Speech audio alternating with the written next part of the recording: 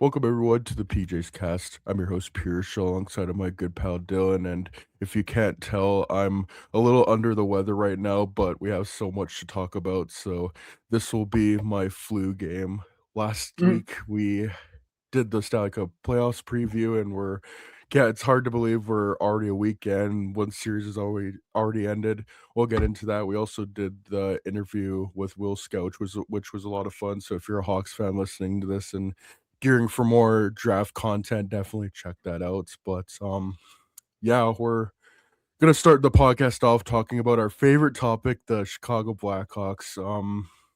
I don't know how you want to go about doing this, but I think the best way to start talking about the Blackhawks is talking about the Kyle Davidson extension because before their last game they played against the Sharks, which they won.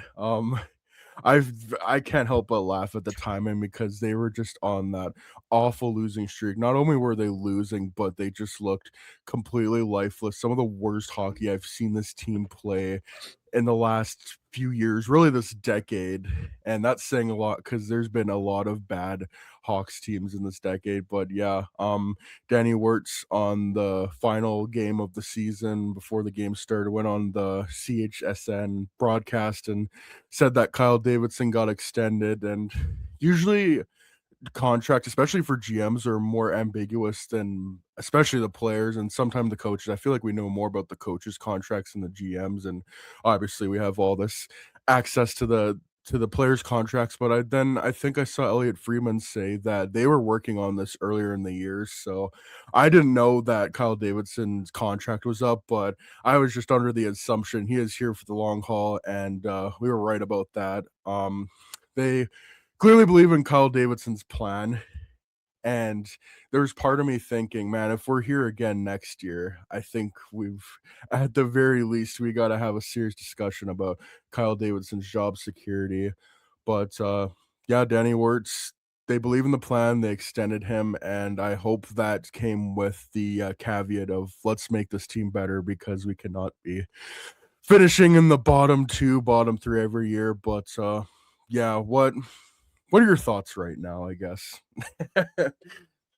It probably about would have where been a this little team is different at? if it was post game 82, but we've gone a little far, Yeah. and I don't know. Like I'm just indifferent to it at this point. I really don't care. The team showed signs of growth this year. The final 20 games were super concerning. Yeah. Um, Half of them just phoned it in. So we got to really work on that. I know a lot of them are kids and they haven't played a full 82 game season before, and that does take a toll on some of these players. But like, yeah, it's unacceptable. And then I think I saw the I was watching like a recap video of the Hawks this season, and it was like they had a stint in December where they lost 10 to 12, and that was right when they lost Bedard and Nazar, and that'll tank your season right then and there. So I hope they have plans to, not fall off a cliff if their two best players get hurt again. You'd like to have contingencies and have depth to where that doesn't become a problem, but people are going to get hurt, and we've talked about this before. The reality is, Nazar hasn't played a full healthy 82 game season. Bedard's only done it once, and you have to have other options than just those two. Frondell looks like a piece. Lardish started to show some signs at the end of the year, but it's got to be more than just that. I can't stress enough, like Ryan Green and Andre Burakovsky better not see that top line next year. Like the second one of them gets put in there, I'm fucking throwing a fit. It's not even funny. It's not even fucking funny. It's just it's malpractice of a fucking star player. It's unbelievable. Like I shouldn't, like I think I've said it before. I shouldn't be watching what Taves went through in 2017 with a 20-year-old. This is fucking horseshit. They didn't do this with Taves when he was 20. They did it after he was a fucking veteran and was able to fucking carry his own line, which Bedard still can do. But they did it out of necessity, not out of we're just gonna do it because. Like it's pointless. But I'm not even going to entertain any offseason talks right now. Going to be honest. Like, I'm not doing the what if game right now. Really don't care. Need to just see where they're sitting in the draft lottery. I can hear Pagnotta and Freeman and Saravalli and all these fucking clowns say that the Hawks are going to trade for Matthew Nyes, that they're going to make these moves. I'll believe it when I fucking see it. I'll believe it when I fucking see it. And I'm not really going to entertain it at this point. As far as I'm concerned, this team's going to look exactly the same next year. So I need to figure, like, We just got to work on winning habits from within at this point because I don't think outside help is going to fix this right now, unfortunately. You've made your bed with these prospects. You can't just fucking shit on them. And, it'd be nice to have veterans to insulate them, but you're not going to take that route. So you need to fucking get a culture set, or else these guys are going to be fucking developed as losers. And they already are being developed as losers. They already have losing tendencies. They already have losing habits. And those are impossible to break. Go ask Detroit how hard it is to break those losing habits. Like, it took Buffalo 15 years and like 4 different cores to figure it out. Ugh. Don't put yourself in that situation. But that's besides the point. I don't know. They're in a spot where you could either be where San Jose is next year, you could be where Anaheim is next year, or you can completely be where you are right now. It'd be nice to, show more growth. Technically, they have shown growth every year, but it's the fucking smallest margin of growth. I'm not even going to call it growth. This should have been a season where you finished with 30-ish, 35 wins with the way you started and the way that the season went, and you squandered it.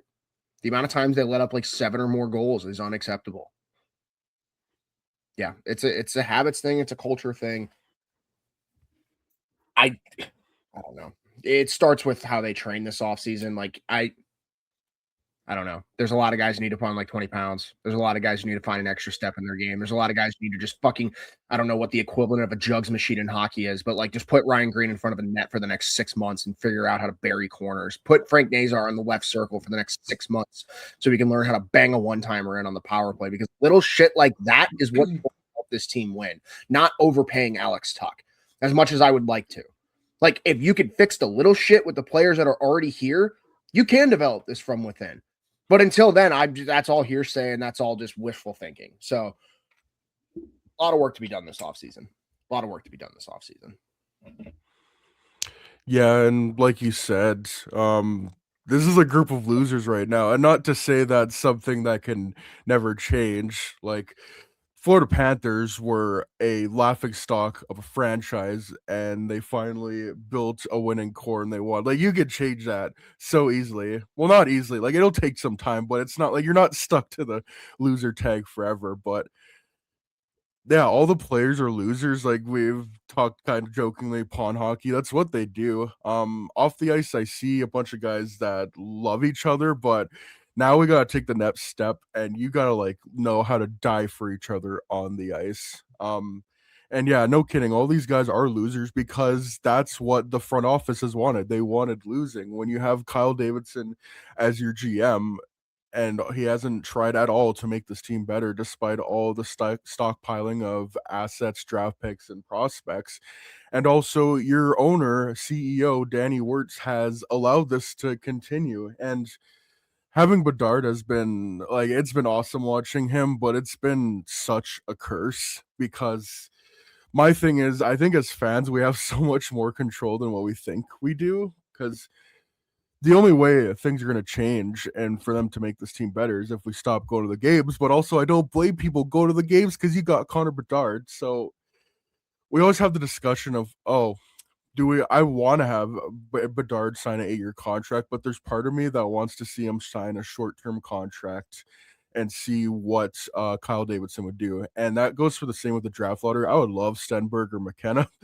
Not that I think that would solve all the problems, but it would certainly help a lot. But I would like to see what he would do if he drops, or they stay at, no, they're at 2. So if they drop to 3 or drop to 4, but knowing how the draft is going to work and how other NHL GMs are going to work, they're probably going to have one of them fall into their laps anyways. So, yeah, just another thing that has boggled my mind is the lack of planning, like the lack of second plans. What's the saying? If you fail to plan, you plan to fail, and that's been this front office in a nutshell. You said earlier that Nazar and Bedard have, like, Bedard's only had one full healthy season. Nazar has not had a full healthy season yet. I think you have to plan as if both of them are going to get injured next year. In all fairness, I mean, that's just brutal luck. Like, you take any team's 2 best forwards out of it, it's going to be rough, but especially for the I mean, look at Blackhawks, Florida, this for team God's just sake. sunk.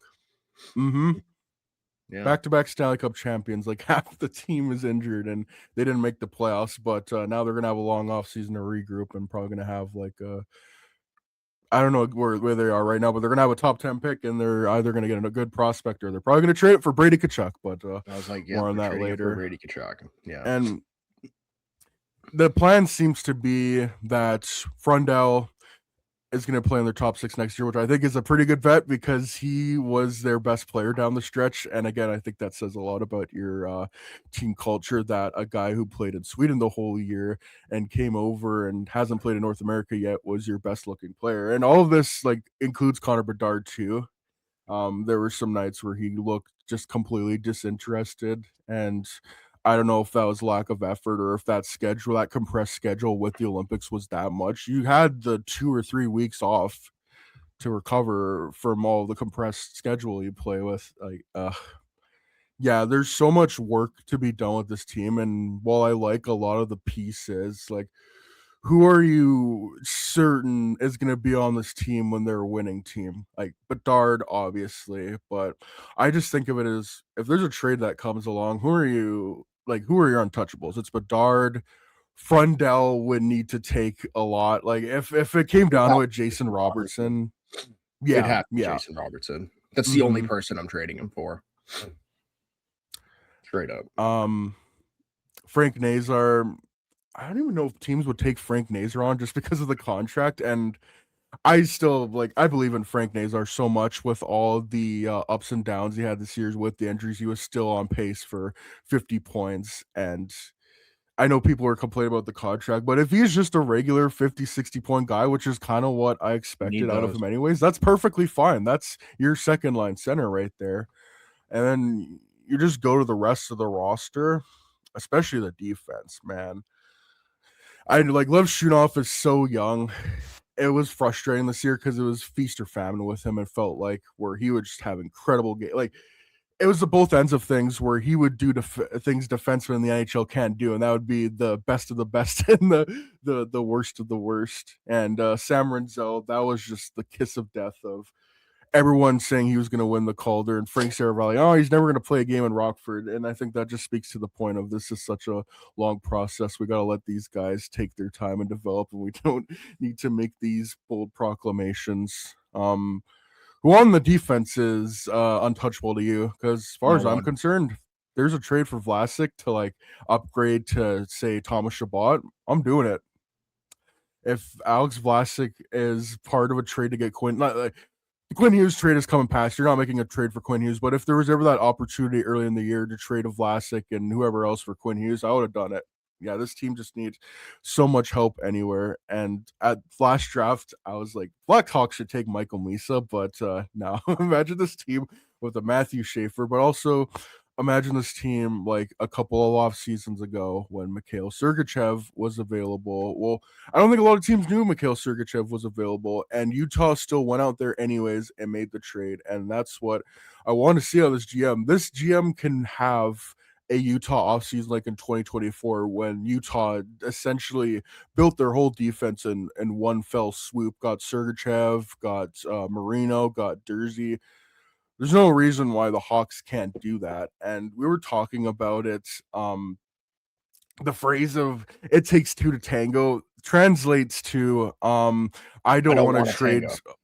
Yeah, I don't want to tango, and I'm not willing to give up my prospects to make a trade happen.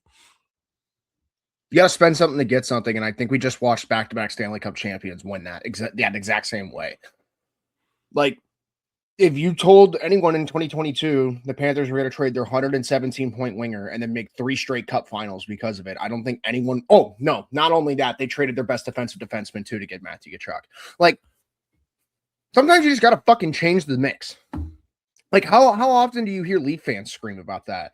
Or, you know, for the longest, it was the Capitals they needed to shake up the core. Remember at one point it was they're going to trade fucking their Backstrom's not going to resign. They're going to trade Ovi. Ovechkin for Seabrook. Let's go. Oh, man. There was a time. There was a time. Yeah. But yeah, like it's just there's moves to be made out there. You just got to go find them. And there's a difference between tire kicking and doing actual research on what it would cost. And I think I've brought this up to you before as well with the NHL. No, I'm going to bring it up again. When was the last time a top prospect's ever been fucking traded in the NHL? Like a top prospect, which would be Anton Frundell in this case. When was the last time that fucking happened? Because I don't know. Closest I think of is Vegas when trading all their top 3 prospects that they drafted in 2017. Like the worst that they got out of it was trading Nick Suzuki for Max Pacioretty. But then, oh no, we trade Eric Branstrom for Mark Stone, who was our captain who lifted the cup when we won. And then we traded Peyton Krebs for Jack Eichel, who was our number 1 franchise center. I'm missing a guy, Cody Glass. I don't think they trade him for anything. Nick Suzuki for Max Pacioretty. You know what I mean? Yeah. Like it's just great teams make good moves. Like it's just the reality of the situation. I look at Tampa bringing in a guy like Gensel and sending out a guy like Stamkos. Like that's what good teams do. Trading Sergachev and getting Moser back, incredible trade for both sides. Yeah, and Dallas has done this time and time again. I mean, hell, that's how they got Mikko fucking Rantanen in the first place. But like, you just gotta get creative, and there will be teams out there to get creative. We're gonna get into it later. There's going to be teams out there looking to blow it up. There's 2 teams that are about to get swept out of these playoffs. I can't imagine one running it back with the core. Yeah, we'll get to that. But there's going to be moves to be had. Like I think I was talking to you. Like there's a world where Drake Batherson's out there. You got to go get him. There's a world where Thomas Chabot's out there. You got to go get him.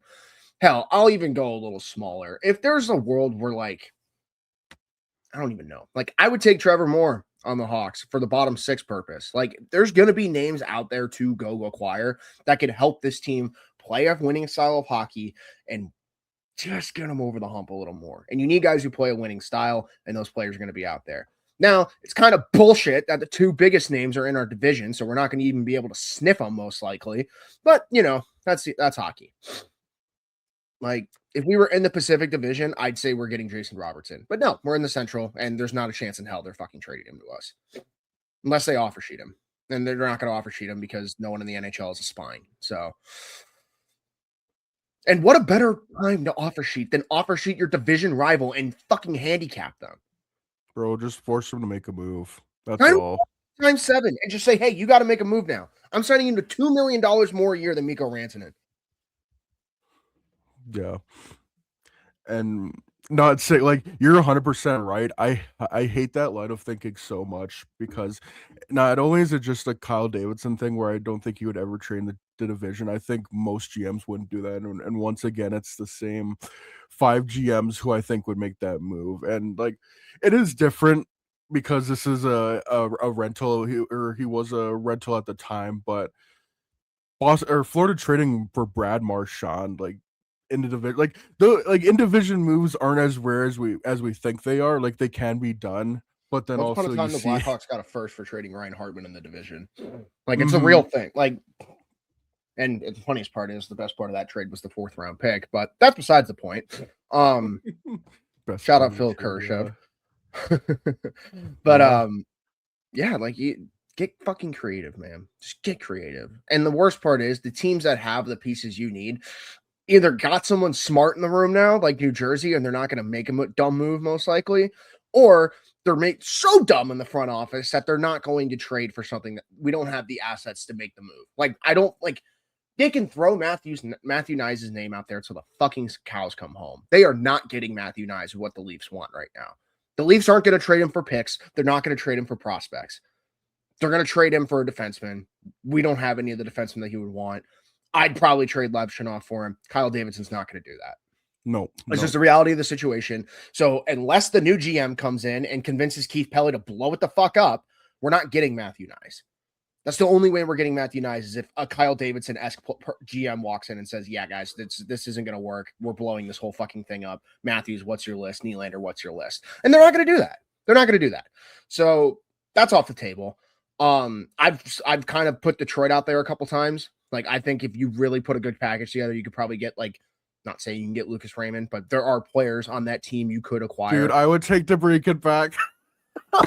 Like, that's the first. Like, I know we don't want to get, like, you were like, we don't want to get into the what ifs of the offseason, but I'm just going to dive into what ifs and what could have been. But a lot of people are talking about Brandon Hagel. We're going to talk about him in the Lightning later. I still get the the rationalization for that trade because he was at a high shooting percentage, and I just don't ever think he was going to take off in I Chicago never like saw he him did in being a Tampa 90-point Bay. player. I don't think anyone No, did. like I didn't think he was going to be an Olympian, but I guess also having guys like Nikita Kucherov, Braden Point, and Jake Gensel on your team help a lot.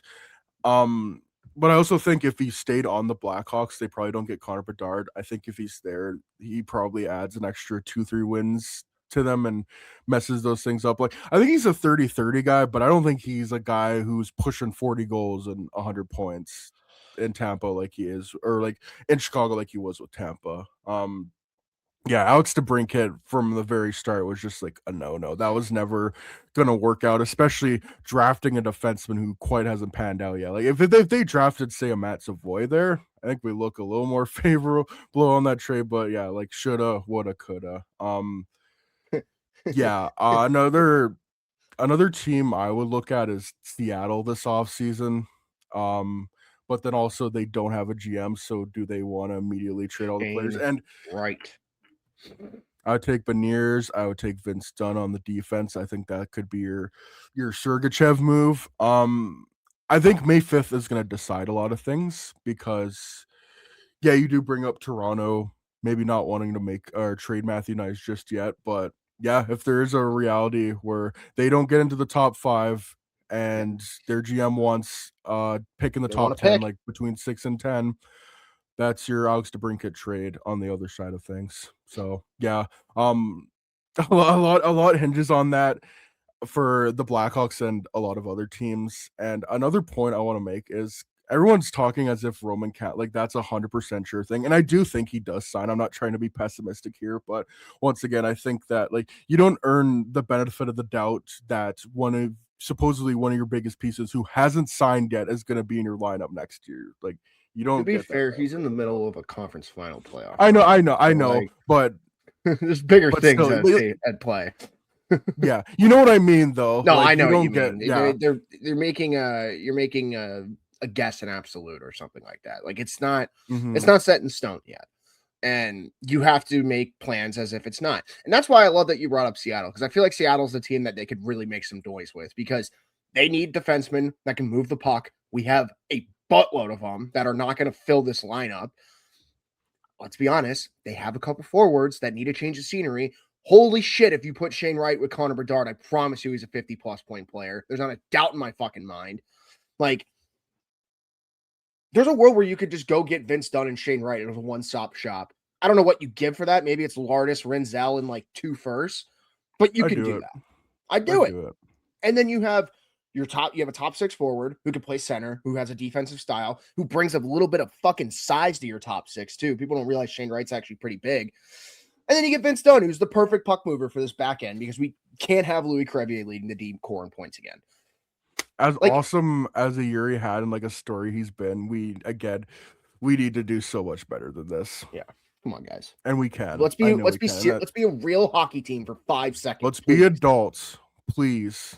This isn't cute anymore. It hasn't been cute at all. Like, it hasn't been cute. We were only allowing to give them the grace in 2023 because even if they didn't get Bedard, worst case scenario, they would have dropped to 5 or 6 and got like Will Smith or Matvei Michkov. Like that draft class was so stacked. I don't think you could have gone wrong. But yeah, the last couple years or last 3 years, David Reinbacher's so good. No, I'm sure everyone's talking about how much of a bust he is, and not all the other great draft. Certainly, they're not talking about Demidov missing like 3 breakaways in the playoffs and taking penalties every game, but that's besides the point. Another, I think we'll get into it later. Is I think every fan base does it, but I've definitely been seeing a lot with the Hawks, watching Porter Martone in the playoffs, being we could have had him, and I feel it's like. Do y'all forget what Anton Frondell did for like the first 12 games of his career? Like, you guys are like, the casual Hawks fan can fuck off. I'm so serious. They'll pull up a tweet from a year ago. Guys, I was always on the Martone train. Motherfucker, everyone was. He was a fucking certified top 3 pick. It just so happens that Anton Frondell could do this thing called play center. That tends to get you more. Fucking Christ, people are so dumb. I can't even begin to describe it. Like, I'm happy for Martone. Like, he's one of the best stories going on right now. That's awesome. But the fact that you can't, like, look at a player do well and immediately just be like, wow, my GM made a dumb fucking decision. When in reality, Anton Frondell is going to be a fantastic player that can play center and wing in your top 6 and is probably going to get 40 goals for you at some point. And you're bitching. Like, shut up. Oh my God. Like, that shit drives me up a wall. I can deal with the Demidov shit. That's at least valid. Like, that's extremely valid in my opinion. Porter Martone is not fucking valid in the slightest. Don't start that shit. Don't start. Especially this early on, but it's the point I wanted to make, especially I feel within this fan base, it's like, oh, we passed on a player who's also doing well. That means the player we drafted, like we can't appreciate the player that we drafted. And again, that's always going to be valid with in the case of Lev Shunov versus Demidov. But yeah, I even saw a while back. Oh, I can't believe, I wish we won the draft lottery in 2024, not 2023, so we'd have celebrating instead. Like, come on, guys. Anyways, that's not the topic of hand. Whatever. So when we get Josh Anderson and Darnell Nurse, do you get the firing squad or do I? I don't know. Actually, it'll probably be at Jamie Faulkner as the devil. So we'll be good. Don't worry.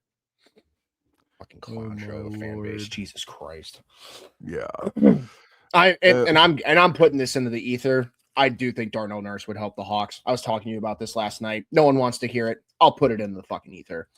He's the type of defender they need on this fucking back end. You just don't want to pay him $9 million. But if they fucking retains, yeah, I'll consider it. Yeah, maybe. Pod Colson and Darnell Nurse for fucking, I don't know, Wyatt Kaiser. I mean, oh fuck, I would love Pod Colson on this team. Like, he's the only one on the Oilers that's Edmonton gets 10 really showing a post. Alex Tuck.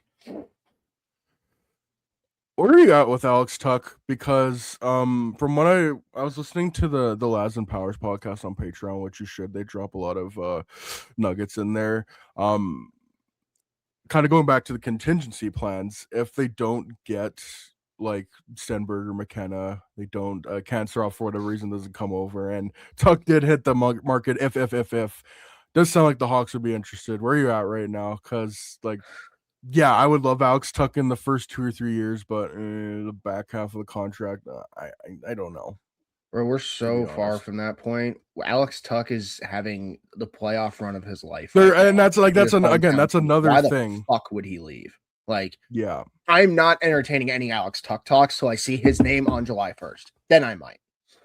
And even then, why the fuck would he come here unless we grossly overpay him? And if we're gonna grossly overpay him, that's gonna be stupid. So I don't think there's a fit. I'm just gonna be honest. I really don't think there's a fit. That's my thoughts. Yeah, I don't think there's a fit. I think their fit for getting that forward is through trade. I don't think it's through free agency this year. No. Nor are a lot of things in free agency unless you're getting a veteran defenseman or like, you know how many teams are sitting there right now like, man, we're going to get Mason Marchment in free agency. Like, Mason Marchment's going to have 12 teams trying to sign him because there's no one available.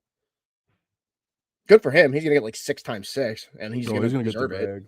But like, I don't know. I don't see a world where the Hawks sign Alex Tuck for something that's less than 4 years or more. It's probably gonna be like 6 years, and then it's gonna be like 10 or 11 mil. Like, that's, and he only gets like 60 points. Granted, he brings a size piece to the fucking equation, and he plays fucking hard. And he also scores 30 goals. Yeah, but also it's $11 million. But also, who the fuck else is gonna do that? Like, I don't know.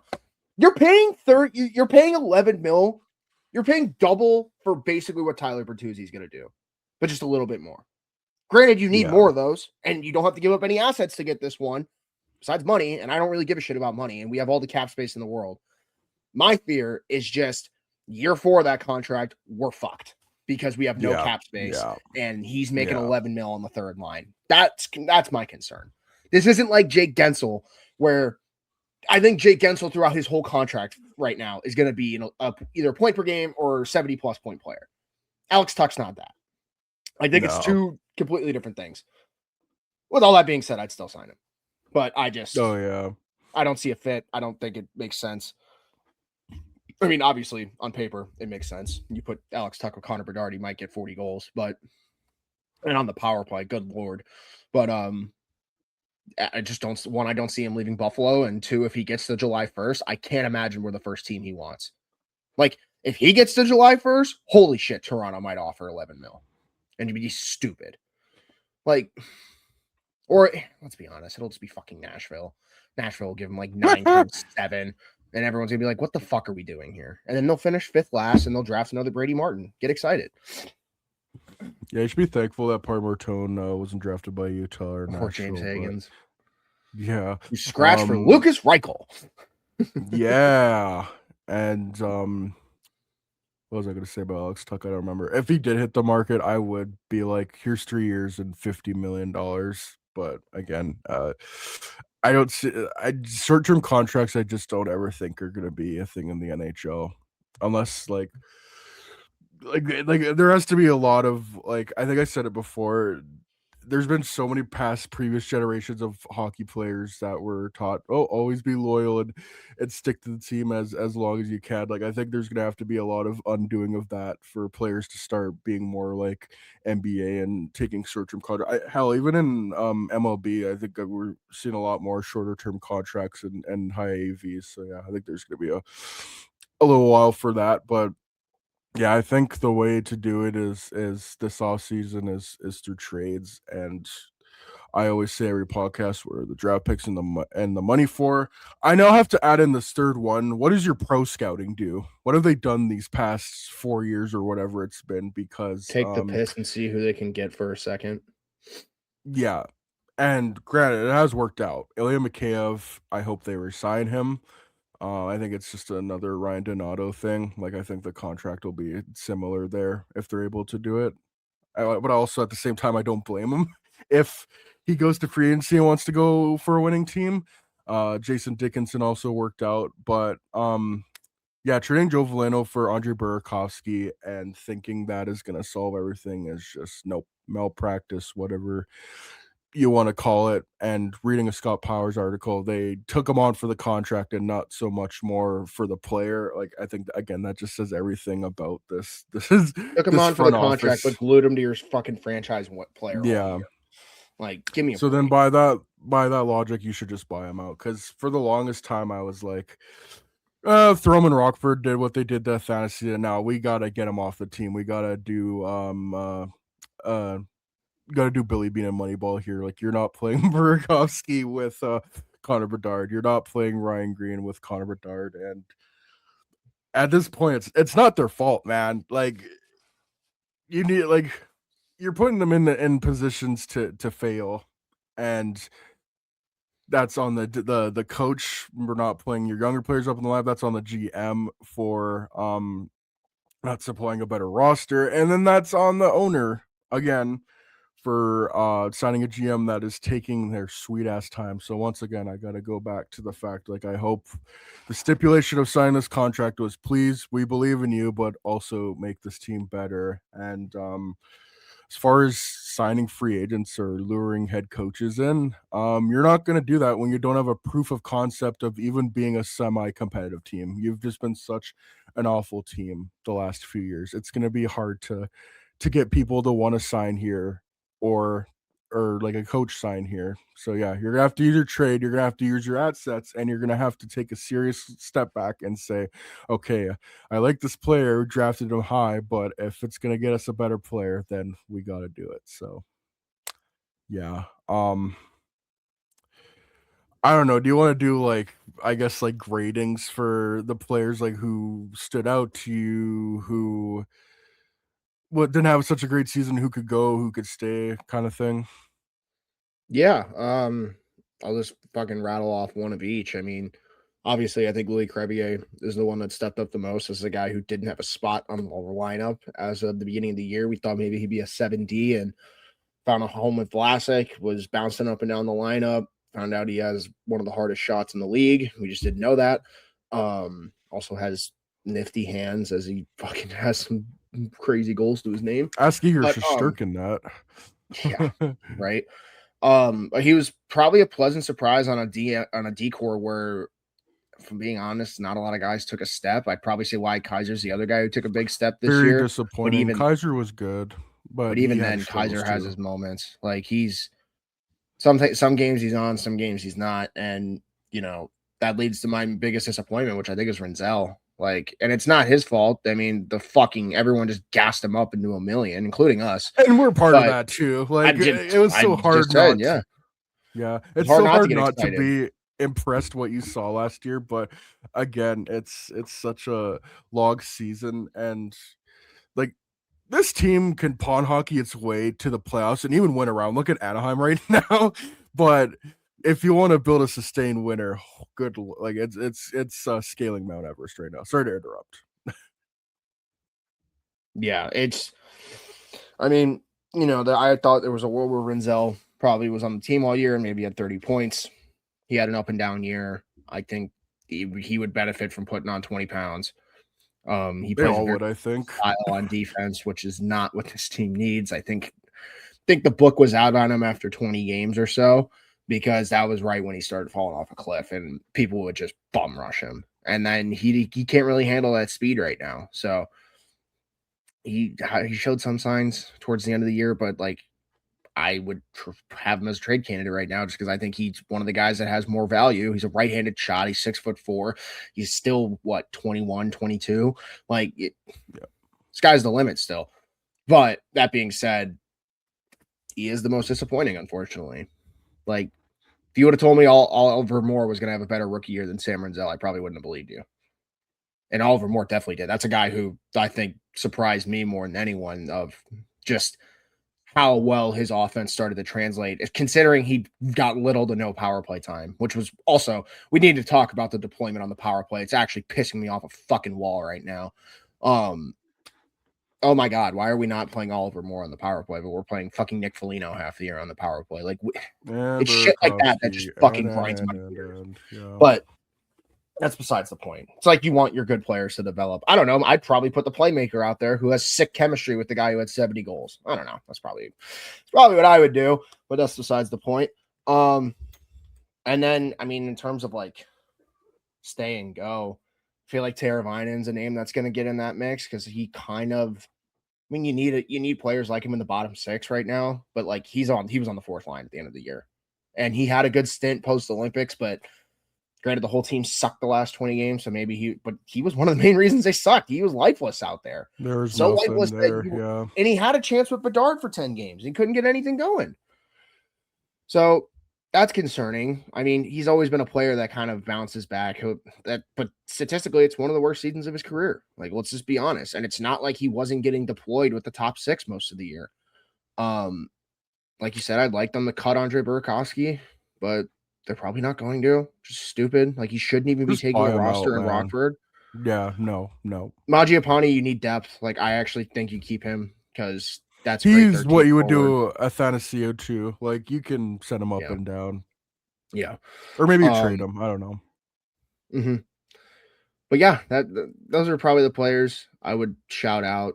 I mean, obviously, like, if we're talking like, I mean, Ryan Green definitely performed above expectation, but at the same time, like, he was glued to Bedard most of the year. So, like, the points were going to come.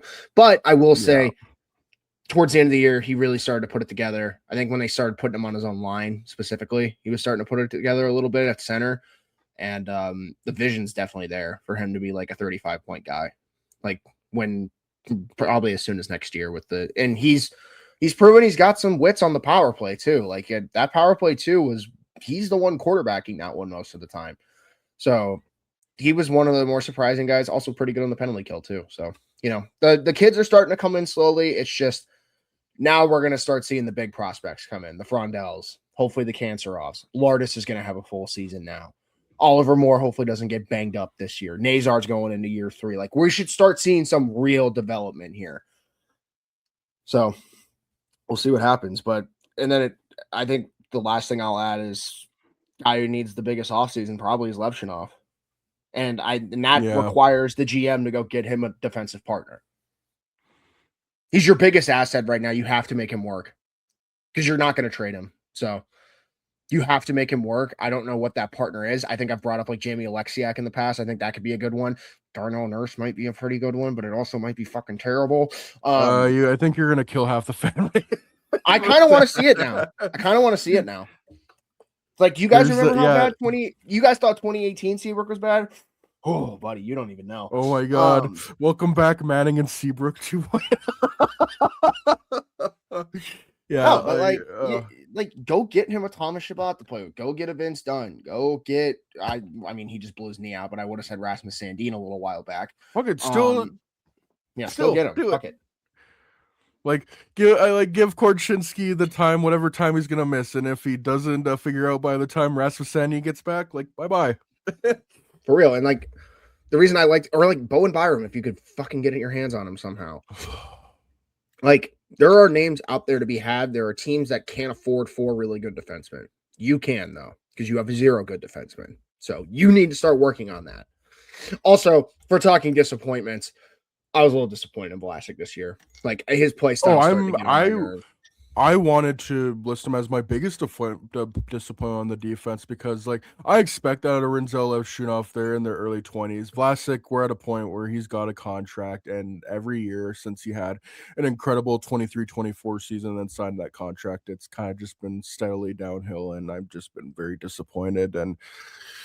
And as I know, especially in your case, both of us, it's so frustrating because there's so much size on this defense, and they just cannot hit. Like they're all at least enough. Baby shit. Yeah, it's pathetic. What is it? The look like Tarzan, play like Jane. Yep, I hate it. I hate it so much. It's like my number 1 pet peeve in hockey because it's the one sport where you could actually just bully people with your size. Like any other sport, you can't really do that. Hockey, you can. There's a reason like Austin Matthews got 70 goals. It's because at one point he just decided, I can bully people. I'm 6'4". I'm just going to go to the net and you're not going to move me. Like Eric Lindros used to do it all the time. Fucking Tage Thompson's doing it right now in the Stanley Cup playoffs. Yeah, Dustin Byfuglien. Get your fat ass out of my crease. Like... Quentin Byfield's finally starting to figure out, hey, I'm 6'5". Maybe I should just fucking take it to the rack and no one's going to stop me. Like, and with this defense, you would just love to see him every once in a while just be like, hey, I'm 6'4", 220 pounds. Or 6'6" in your case of Vlasic. Let me just fucking knock you on your ass. Like, at least Crevier tries. Like, Levshunov throws the body around more than anyone, I'll give him that. Yeah. He plays like a fucking bat out of hell sometimes. Like, it's... Like that's why I have faith in him because I know his play style is going to translate once we figure out all the bullshit in this game. Because when it's good, it's really fucking good with Levshunov. That's why I'm okay with him. I haven't seen the really fucking good from Sam Rinzel yet. I haven't seen it from Kevin Korchinski yet. I think we're starting to see it a little bit with Crevier. I can see what Levshunov can get to though. That's why I'm so adamant. We've seen the highs, but unfortunately, we've seen the lows. Such bad lows. It's not even funny how bad the lows are. And that was how it was always going to be with this prospect. But at the same time, the fact that you didn't want to send him down because you thought it would hurt his confidence is actually going to make me blow my brains out because you leaving him up to die is actively ruining his confidence. So much, in fact, that you benched him before the Olympic break. Just send him down. This goes higher than the fucking coach at that point. This is what the GM and the fucking owner and all those motherfuckers are telling you to do with that player. And he should have been in Rockford last year. Dude, he should have been back in college for another year. Like, I know I was like, it'd be nice if they get him in Rockford to get their hands up. No, he should have been another year in college. Like, that's the way to go with your players now. And if they do draft another defenseman, you keep them in college for 2 years. There's no need to rush them. Yeah. It's whatever. That's why I don't want to trade him. So, like, I just feel like at the end of the day, like, I think you got to wait till next year at least with Levshunov. I just don't know unless again, if Dallas like, yeah, we'll take him for Jason Robertson, then yes, but do it.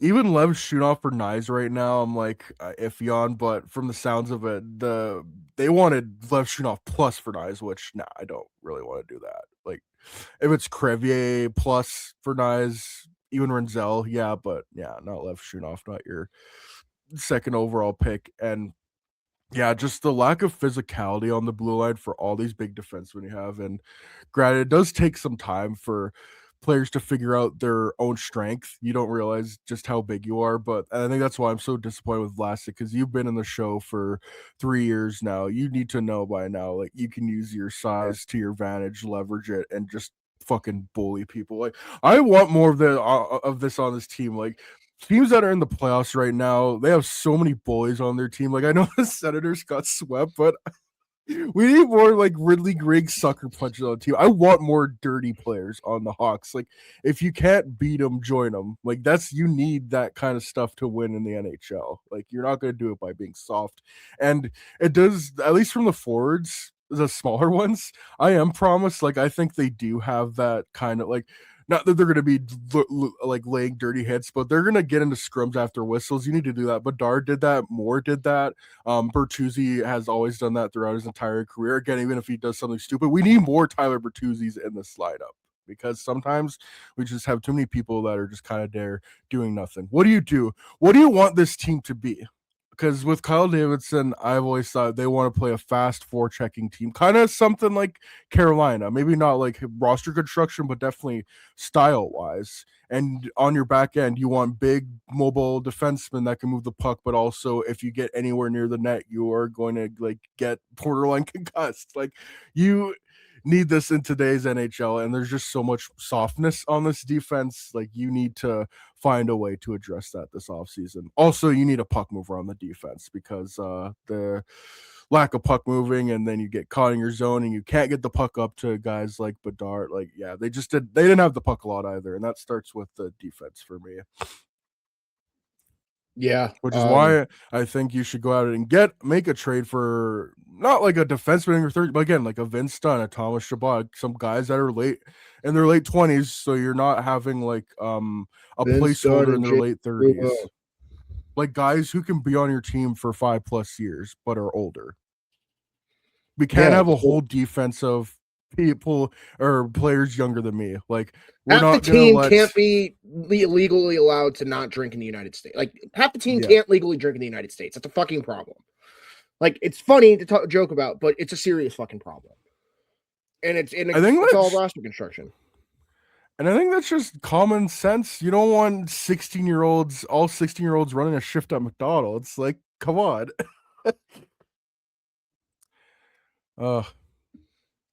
But yeah, defense, they need puck moving, they need aggressiveness on the defense, and like you also just gotta figure that out within. Like you need to hire some guys who just follow Vlasic and Rinzel and everyone for that matter, and just piss them off, and in hopes that they'll start using their size and weight more. From the forwards, I want to shout out Tyler Bertuzzi because he fits that mold of like actually giving a fuck and showing up all the time.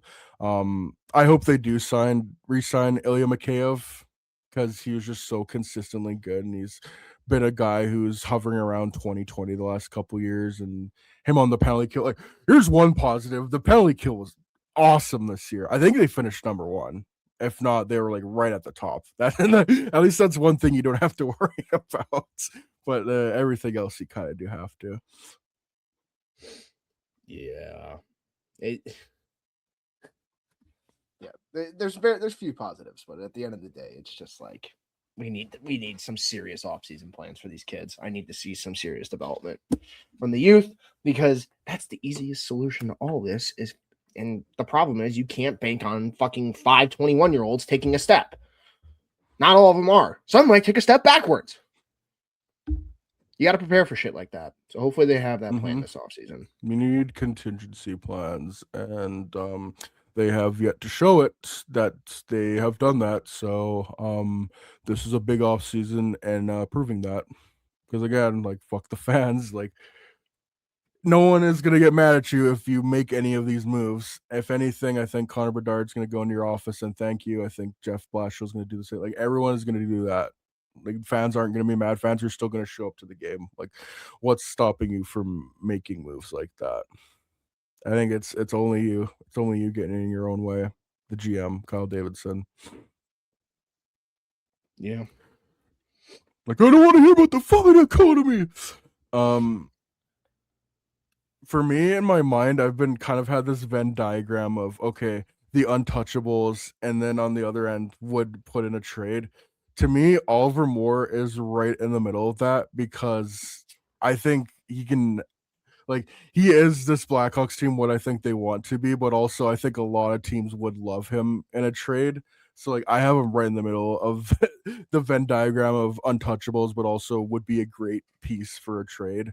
I would probably like you're probably in the untouchables. You're probably putting Bedard, probably putting Frundell, probably putting Nazar, like all realistically, That's it. and then yeah, and then on the far end, like of the would be great in a trade. I think it's just about everyone else, honestly. Maybe you throw like no, I'd put all the defensemen in there and like the rest of the forwards in there, like.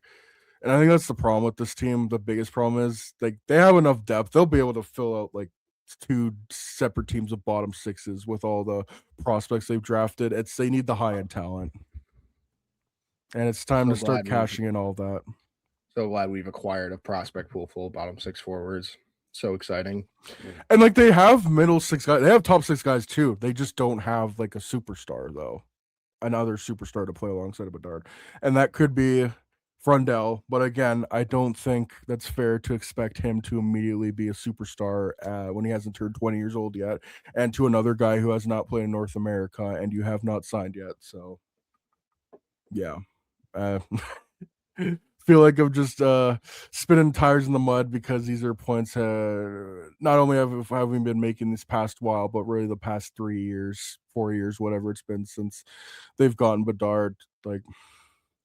Every offseason you fail to make this team better, it's a disappointment. And if we're at the same point again next year, then like shit, I don't know what to say. Because you're extended. Are you now gonna fire your GM after extending him? I don't know. But I really hope that there was a stipulation in this contract. Yeah, we're gonna keep you along. We trust the plan, but also, hey, let's make a trade or two to make this team somewhat better. And the bar is so low, man. They couldn't even hit 30 this year. Like if they hit 35 wins next year, I think that's realistic. If you get Bedard's going to be in the superstardom. If he stays healthy, he could be a 50-50 guy. Frank Nazar, I think, could be a 60-70 point guy. But then the thing of, I think, who was it? It was one of the assistant GMs. It was a couple of years ago. Who's going to score goals? You got to figure that out this offseason because stop placing faith into 20, 21, and 22-year-olds. That's all going to figure it out. We talk about it all the time. A lot of these playoff teams right now, they have like 8 to 9 players with 30 to 40 points. I think the Hawks had 4 this year, maybe 5. It's a long way to go. They did have 7 guys with 35 points. So yeah, it was only 5 guys, 7 points with 30. Yeah, not that that really makes a difference, but yeah. Yeah, most of these teams have like 9 or 10 guys that are batting 30 plus points, and that matters. So, who's going to take those steps? You think Frundell would? You would like to think Frundell would get that. You'd like to think Lardis would get that with the full season. If. Yeah, Nick Lardis was promising too. Like even despite playing in the bottom 6, he was still able to put 10 goals in 41 games, scored a 20-goal pace. Like throughout his pro career, and I know it's the AHL, but guy almost scored 30 goals between the AHL and the NHL. So like, if you can round his game out a bit more, like that's a guy who could stick in the NHL, which is great for a 3rd round pick. And I feel like I could just go through all the guy, like list everyone off one by one and say who I liked and who I didn't like. But I think it's pretty clear the players that we do like and think could be part of the solution, and some players maybe either you can use your trader or we just need to see you go because you contribute nothing. Yeah. I'm just Blackhawks out. Yeah, we'll move on because we'll have a lot of time to talk about the Hawks this off season. But yeah, like they did make improvements, more marginal gains, but come on, we can do so much better. The Stanley Cup playoffs are here, and DraftKings Sportsbook, an official sports betting partner of the NHL, has a new customer offer. Bet player props, bet live, from the opening faceoff to the final horn, every moment matters. New DraftKings customers, bet just $5 and you get $100 in bonus bets instantly. Download the DraftKings Sportsbook app and use code THPN so you're ready for the moment.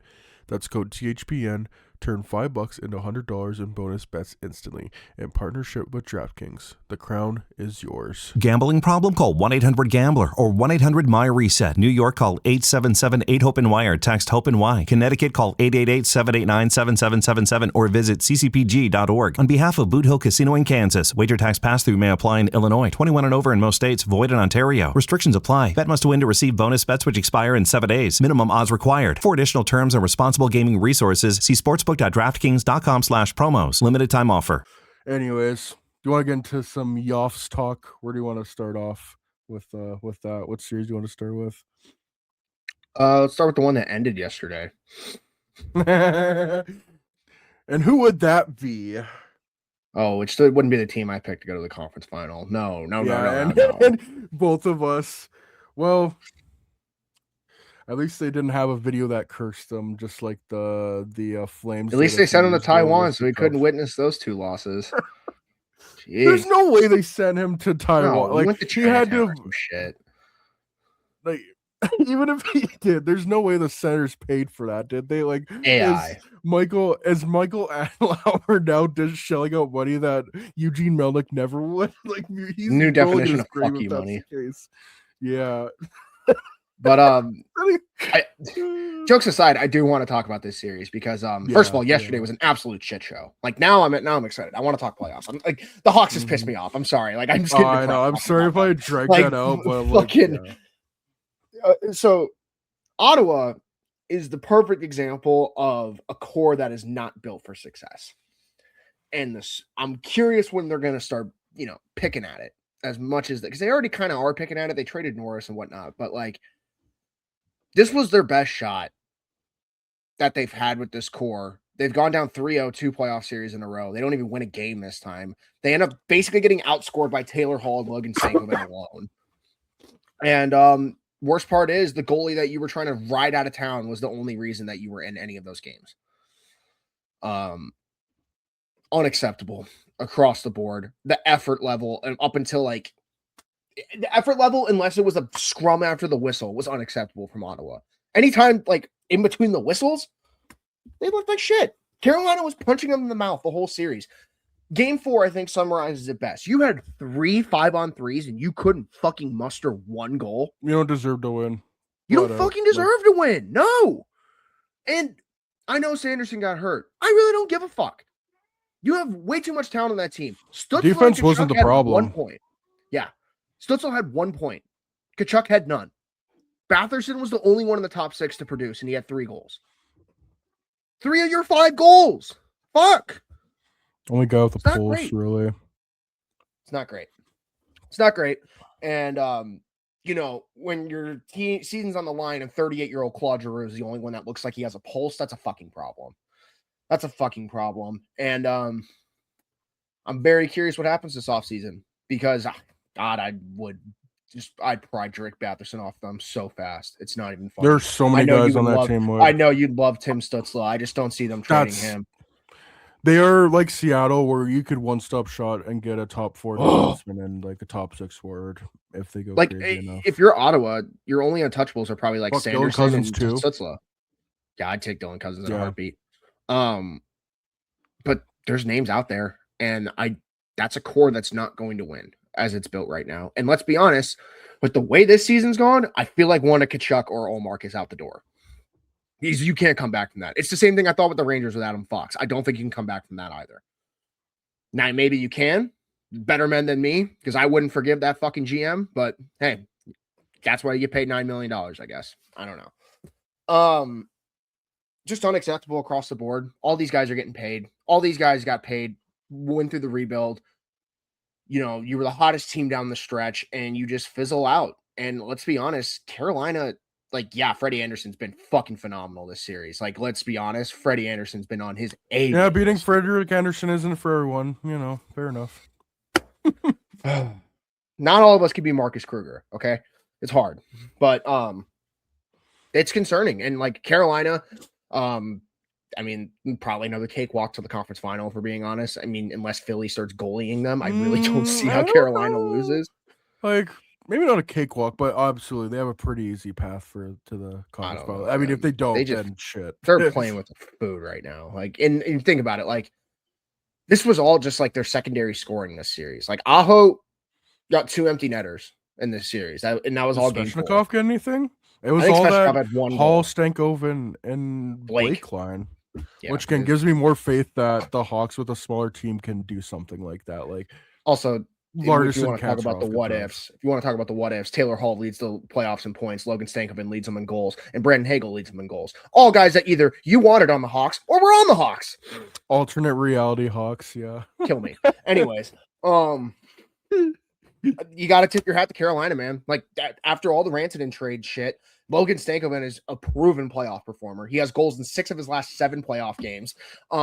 Jackson Blake, stud. I hope Nikishin's okay. I know he's got a concussion, but he's been phenomenal this year. The I think Keandre Miller he's gonna trade, be okay. That's good. I know he's back in Raleigh now, so well, the whole team's back in Raleigh, but yeah, like they're so well built, they're so well coached.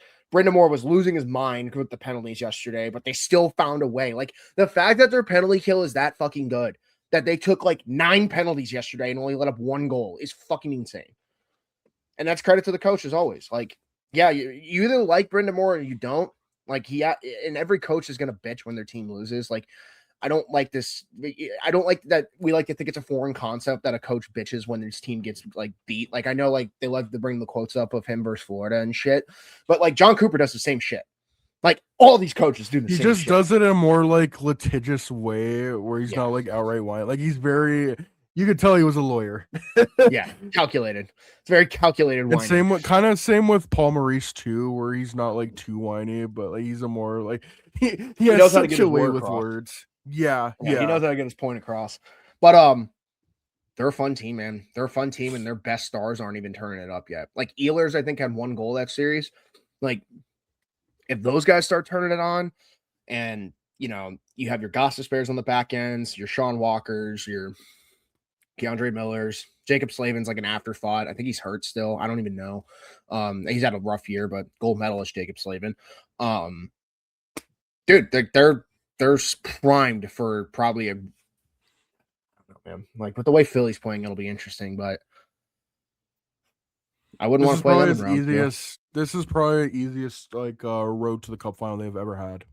And they won. They got to and they got to the conference final in 9 games last year. So I think they might do it again. But yeah, what do you think? Because those are my thoughts on the series. What a shit show.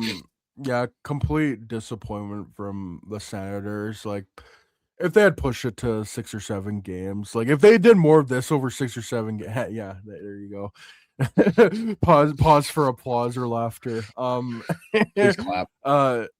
Yeah, please, please.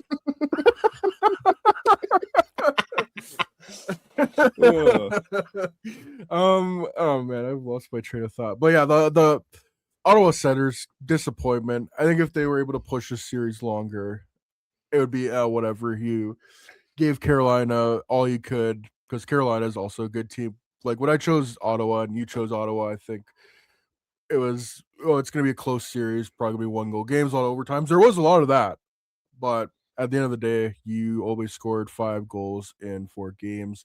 Your top guys didn't show up when you could have outshined some of Carolina's top guys. And again, that's the thing. Like Aho and Svechnikov didn't really show up. And with all these close games, if you got even just a goal from Tim Stützle or Brady Tkachuk, who was a complete no-show, then the series might be different. Like we might not be talking as a like words like they got swept. We'd still be talking that the series is still going. But yeah, just complete no show. I have it pulled up here. Batherson, they never led. Was really nope.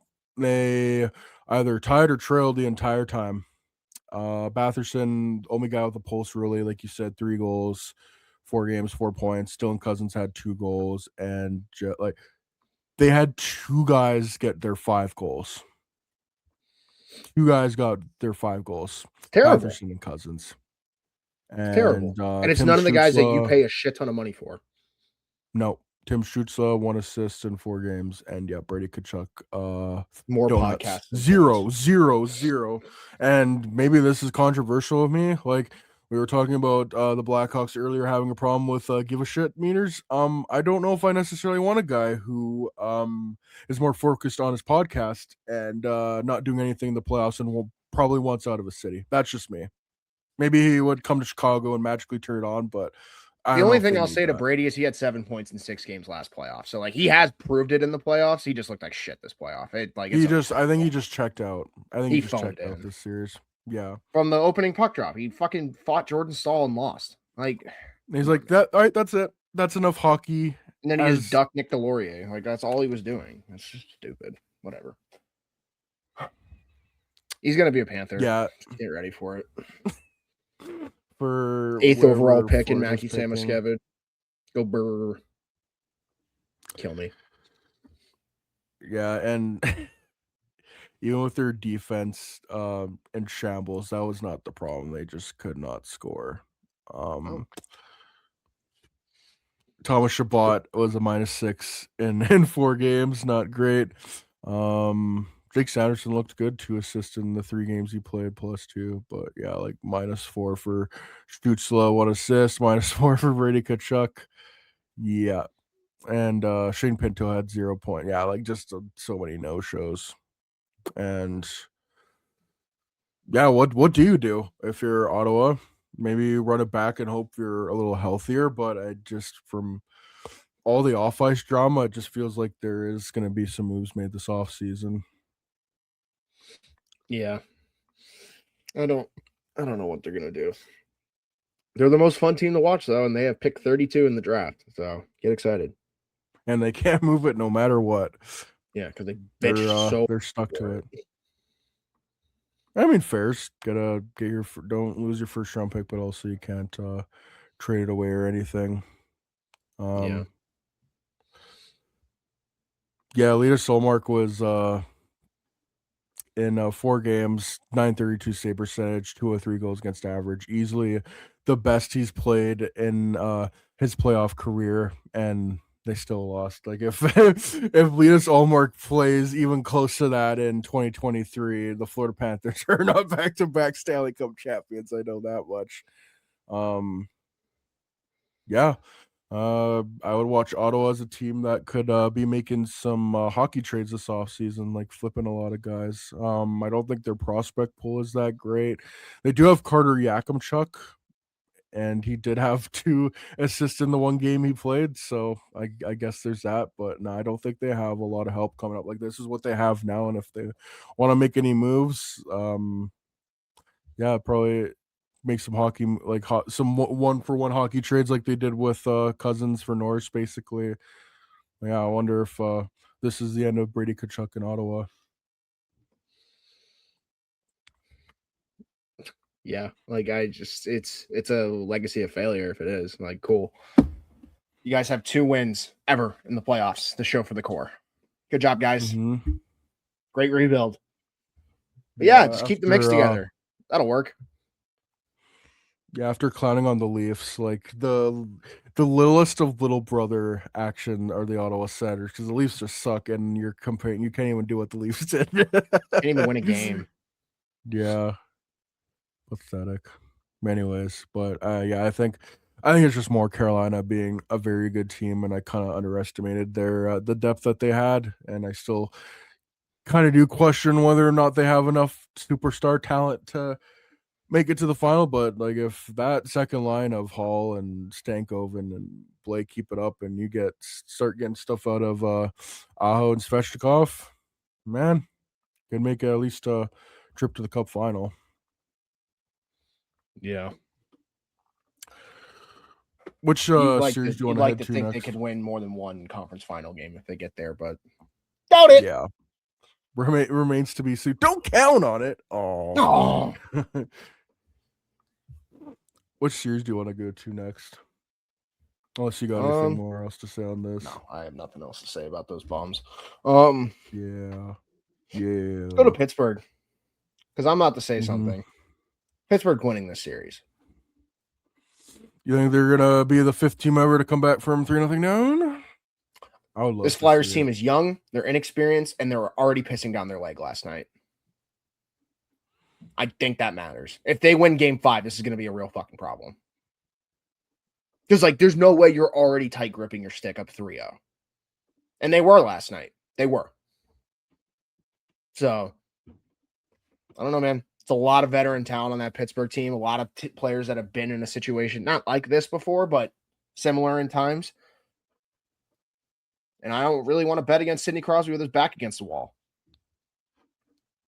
And like I said, like, Flyers are a great story, but at the end of the day, how far can Vladar take them?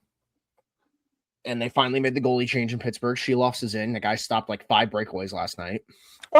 Crazy. No Stuart Skinner in that, and you immediately win. What a thought process. But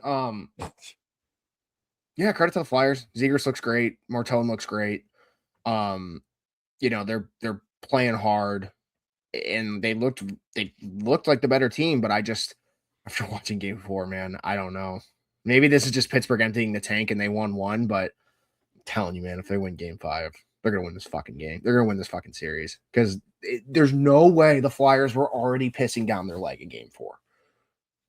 That was shocking to me. Like, just bumbling pucks all over the place. You know, just, I don't know. We've seen it time and time again when the Hawks were good. You could start seeing when a team starts pissing down their leg. Like Anaheim, I remember seeing it. Vancouver, you saw it immediately. So much to the point that they almost series did lead. Yeah, people forget that. St. Louis saw it too. That was around Game 6 when that started happening. I don't know, man. I just if the Penguins win Game 5, it's gonna get really fucking interesting. That's all I'm gonna say. I do agree with that. I see that hard. Like, it's hard for me to see that happening, but I do agree with. Yeah, you don't. The next time you want to be in Philly is when you're playing Carolina. Like, you don't want to play another game of Philly against Pittsburgh. I agree with that. Facts. But I don't want to take away from what the Flyers have done this year is amazing because Dan Vladar's been nails. 176 goals against average, 926 save percentage, 1 shutout, and yeah, just the youth completely taking over for Philadelphia. Trevor Zegers 4 points in 4 games. Travis Konechny, well, not so much youth, little more of a veteran on that team, 3 points, 4 games, and yeah, the Porter Martone, 2 goals in 4 games. I think I saw he was the youngest player in NHL history to get game-winning goals in back-to-back games, like the first 2 games of the playoffs. Beast. Just amazing. And yeah, again, I don't want to be like, what if, man, but I would have been perfectly fine if the Hawks took him at 3, and I'm glad other teams in our division passed up on him, and he's in a separate conference because, damn, that guy is going to be a problem for over a decade. And when we were doing the preview, like, we're not able to get to everything, but I really like the Flyers wingers. Like, there's so many guys on their wing that I would love in a Hawks uniform, and I don't think they're going to trade them, especially if they go. Oh yeah, Michkov, but man, I've really grown to love Owen Tippett. Like, O-Tip, the Flyers. Yeah, the O-Tip. That's what I was saying. That's gonna be the name of the podcast. I need some O-Tip. I made her O with my tip, if you know what I'm saying. Oh, anyways. Hey, oh, now. I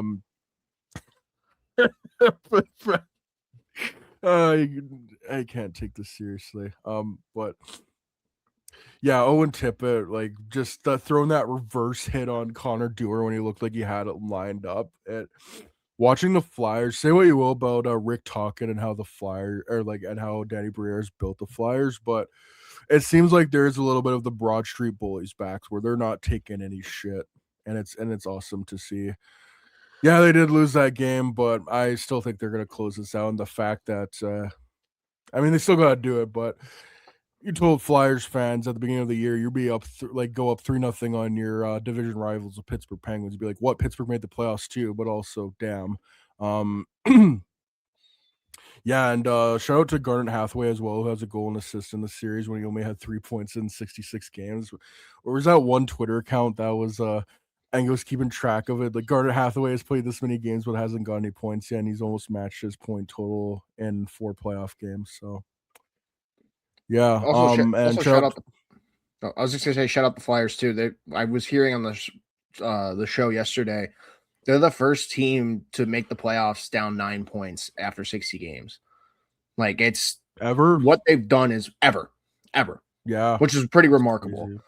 crazy. What they've done post Olympics, and yeah, it's all Vladar. But like you said, like one of those teams that's kind of just littered with talent, and you wouldn't realize it because they don't have that high end 80-point player.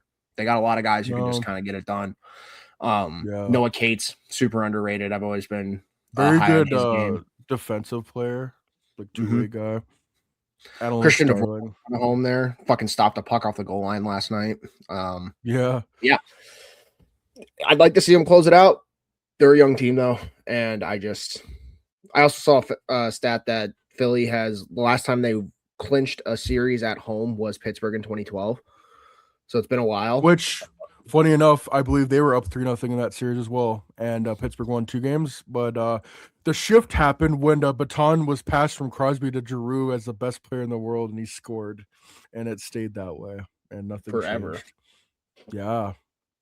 Certainly, the Penguins didn't go back to back a couple years later.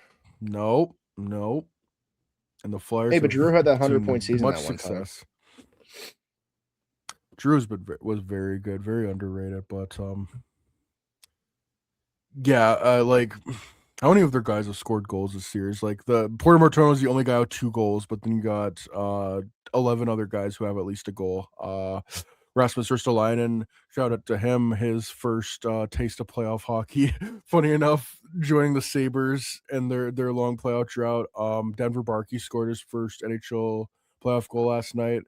And then, you got goals from Luke Glendening. Nick Seeler scored a goal. I forgot about that. Yeah, they're just kind of getting contributions from everywhere. Everyone has bought into the system, and you still got nothing out of Tyson Forster, who I think was injured for a while in his back, and you got nothing out of Matvei Michkov. Man, if you can start getting Matvei Michkov going as well, watch out. The Flyers got good goaltending, got a team that's bought in. You never know. But also, they got to close out the series. Yeah, win the 4th game. Yep. I agree, and I think Flyer fans agree as well.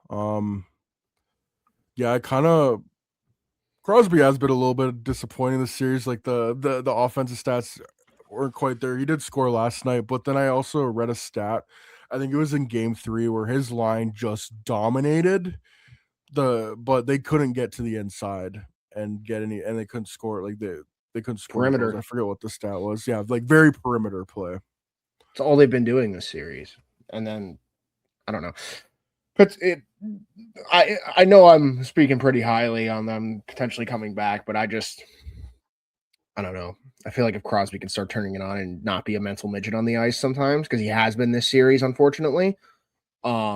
First embellishment penalty of his career. That was interesting. I'm surprised he never got called one for back in the day. Guy fucking hates playing the Flyers. It's crazy. Do you remember that clip? I think it was from 2012 where he's like, I don't like him. Yeah, I don't like him. Just like, yeah. I don't think that hatred has been lost. Real. Now he has to stare at Gritty every time. Yeah. That Gerard Letang pairing, oof, my own. That it feels like they've been on the ice for every goal against. Yeah, it's been a rough series for Chris Letang. He did have that goal yesterday, so a little bit of a redemption, but 18 penalty minutes and -3. And Anthony Mantha has also been terrible, -5 and 18 penalty minutes, no points. Anthony. What a guy. A lot of the guys who did step up for them have kind of just gone quiet in the playoffs. No points for Mantha, no points for Kindle, no points for Chinikov, and Justin Brazeau has only played 1 game. So yeah, not great, Bob. Yeah, it ain't over till it's over, but I think the Flyers should close this out. But I would like to see a game or 2 more of this. Well, we will see 1 more game, but yeah, if it gets to Game 6, this will get real interesting. Yeah, it should be interesting. Any closing thoughts on that series? I guess we'll just stick with the East. Yeah, not for the good series. Do you want to start with go with Tampa and Montreal, because that's just easily been the most fun series for me. and I think you Yeah. as well. Yeah, we definitely can. The Lightning are really missing Victor Hedman right now. It's showing. Yeah. Kucherov finally broke the Schneid. He looked like What was it? that didn't get 16, talked about 17 enough. games without a goal. Four different playoff runs. That's how long it's been. Mhm. So he's due, but Hagel's been their best forward by far. Like the edge in his game, like Awesome. sucker punching Slavkovsky. Like Oh, holy we shit, need that guy's been so electric. badly. Yeah.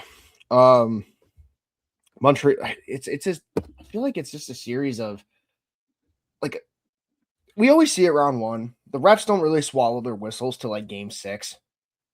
The refs have not swallowed their fucking whistles in this series. Like, I think, what was it, Friday night? I looked up at the TV at least 5 times, and every time there was a power play going on. Like, these teams are just so undisciplined right now. They don't like each other, clearly. Like and I love that. We need more of that. The screaming lion and the thinking monkey of the Habs box and the Lightning box. When Perry's like screaming at them and they're just sitting in the box. Get youth mugged. Corey Huge Perry. shout out to Kirby Doc. Had a terrible game 2 and then just had a legacy game in game 3. Lane Hudson with like the Pierce Threes Eliminator special, just clapping it into 7 people and it goes in. Like I guide others to a treasure I cannot possess. Lane Hudson. Dude, but it's been the best series. I don't know if it's been the best series. Edmonton Anaheim's been so fucking good. It depends on what type of hockey you like. Minnesota and Dallas. Yeah, like those are the 3 best series by far. But like every game's gone to overtime this series. They're so evenly matched. You just got to stay out of the box sometimes because that Montreal power play will make you fucking pay. Think about this. Caulfield has not scored this series, I don't think, yet. And they're getting it done with everyone else right now. Has he scored? I don't think he has. I'm checking right now. I know Slavkovsky has. My research team. Yeah, I got a freaking hat trick. Yeah, but they're getting performances out of their depth. Nope, no goals for Caulfield. He hasn't even turned it on yet. Like that's what I'm talking about. Neither for they're in such a good spot. Demidov's had a rough series, but that can bounce back pretty quick. I'm pretty sure they're doing this all without Noah Dobson too, so that's really impressive. Yep, no so I guess soul for soul, Hedman and Dobson, but I think Hedman matters a lot more than Dobson in this case. Yeah, like it's neck and neck. This series probably is going to go 7 if I'm being honest, and that game 3 was huge for the Habs. If they lost that game, that would have been tough because the Lightning just kind of hung around, and Habs tied up. And yeah, I just think today's huge. Like if Montreal can go up 3-1, it's going to be real because like that's not getting talked about enough. The Lightning haven't gotten out of the first round in like 4 years. Like they haven't since 2022. No, and yeah, like conversations need to be had. Has not been good. Have they hit their 2017 Blackhawks phase? Are they hitting that wall? If they lose, yeah. If they lose again, yeah, absolutely. Yeah, and if you want to talk about people who are in their own head, Kucherov's in his own head this series. You could see it on the ice. I was hoping that goal might get him out of it, but like you could see it last game too. He's in his own head right now. And Cirelli and Point, I think they're playing hurt to an extent. Yeah, shows, especially with Cirelli. Yeah, both of them. I'm curious who's going to step up for them because like it can't just be Hagel. It's got to be scored a goal yet. He's got to be due for. Getzel's got a couple of apples though. He's been okay, but he took that terrible penalty in game 2 or game 1. Like it's just they're beating themselves right now to an extent. And the worst part is, I don't even think Vasilevsky's been that bad. I think he's actually been really good this series. So, like, it'd be nice if you could fucking win it for him. Because there have been good enough to get it to overtime every game. Like, that's better than he has been. So exactly. So I'm curious, but Lightning have to win today. Plain and simple, they have to. It's gonna be hard for them to come back for one down. 100%. Duh, but like. Yeah. Duh. Yeah. Duh. Corey Perry had 10 goals in the playoffs last year, and now he has 0 so far in 3 games. So that's a guy I would look to for a goal. Maybe Nick Paul. He's got nothing in 3 games. I don't know how much you expect out of Yanni Gord, but yeah, it's all your top guys getting offense, and like it's all Brandon Hagel because so like 4 guys have 1 goal, and then 1 guy has 4 goals with Brandon Hagel. So yeah, he needs someone else other than Brandon Hagel to score. Who's gonna step up? I feel like this has Mhm. got it like Braden Point kind of did last game, but you'd like to think this is the game where Kucherov gets 4 points. Yeah, where he But just goes off because he really hasn't had that, it seems. no, he hasn't. Not at all. Maybe it'll be Declan Carlisle. Who knows? Yeah, or Emil Lilleberg because every Shit a Lightning bird. fan loves him. Shit a brick, more like when I watch him. Oh, Bars. but yeah, then you could say the same for Montreal. Caulfield hasn't scored. Suzuki hasn't scored. They could and either is Davidoff, so they could be due for big games. Yeah, it's I mean that's just what happens when it's a tightly contested series like that. Curious for the time on ice with Montreal because Dobson's out.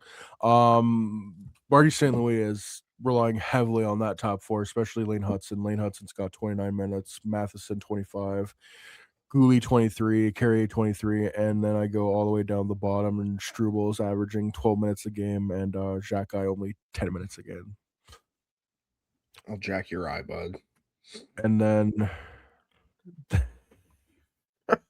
Radish on Tampa, Radish and Moser leading the time on ice with 25. McDonough's got 20 minutes. Chernock's got 20 minutes. So yeah, it looks like they're a little more balanced out. But yeah, St. Louis is riding those that top 4. As you should. It's got some horses back Yeah. there. Especially Lane Hudson, man. Like, I don't think the Hawks were ever gonna draft him, which is equally terrible. But so many guys Everyone passed passed on on this him. guy. Yeah, Twice. Most of them twice. like he wasn't an early Hell, second the round Habs pick passed either. on him He twice. was, yeah, I think 3 times actually. Shit, yeah, Owen And- back. Yeah, because I think it was Slavkovsky, Meshar, Beck, and it might even be more than that, but it's at least 3 times. Yeah, he was a late second round pick too, but goddamn, Yeah, I think- what a player he's turned into, and very quickly as well.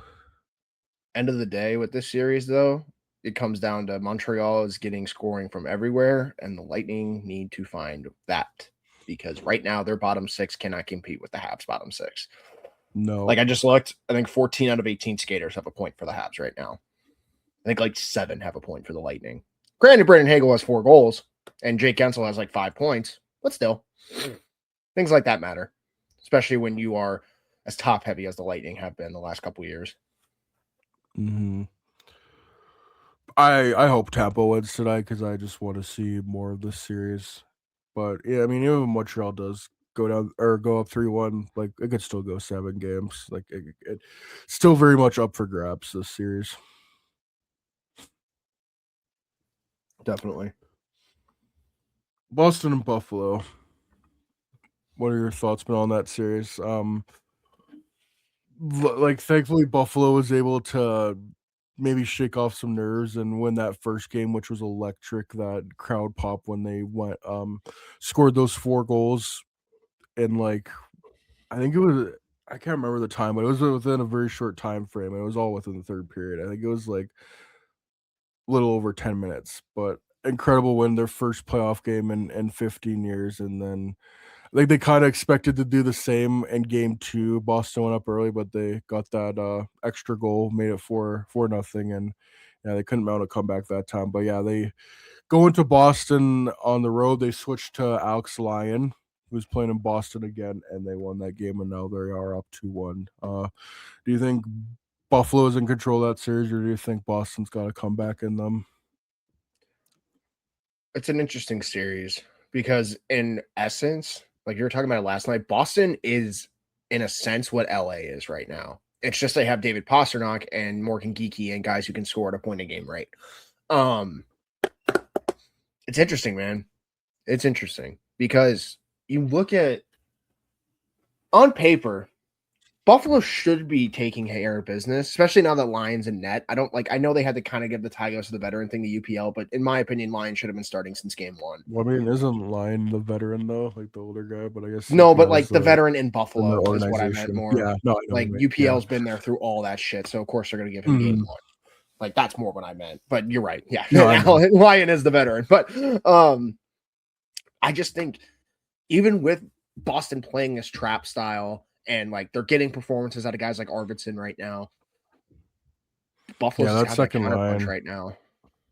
Like they just have that counterpunch. And I think we're now starting to realize that this Buffalo team might have been built for this time of year. Like with how big their defense is, with how physical they are on the walls, and just it's one of those teams where if Boston makes one mistake in their end, Buffalo's gonna fucking capitalize on it. Like that was the Tuck goal, in essence, that put it away. You're getting a hell of a performance out of him. You're getting a hell of a performance out of Tage. Noah Uslan, been actually very shocking for as a rookie to have the performance he's had. I think he's got a couple points in 3 games. But He's only played in 1 game. That was his first game he got into, and he had that hustle empty netter. So he had 2 points in and 1 he game. had 2 Even points. better. Yeah. Give them that injection. Yeah, and I just Peyton Krebs got a goal and 2 assists in 3 games. You gotta love that. They're getting scoring from all different types of players in the lineup.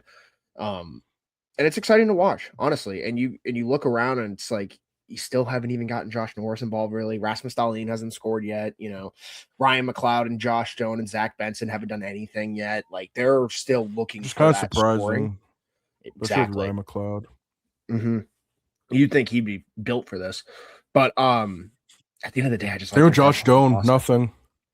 And I guess that's credit to Swayman because Swayman has looked electric this series. Like, he's the reason. He's the reason Boston's in this series, and he's the only reason this thing's going to go 7.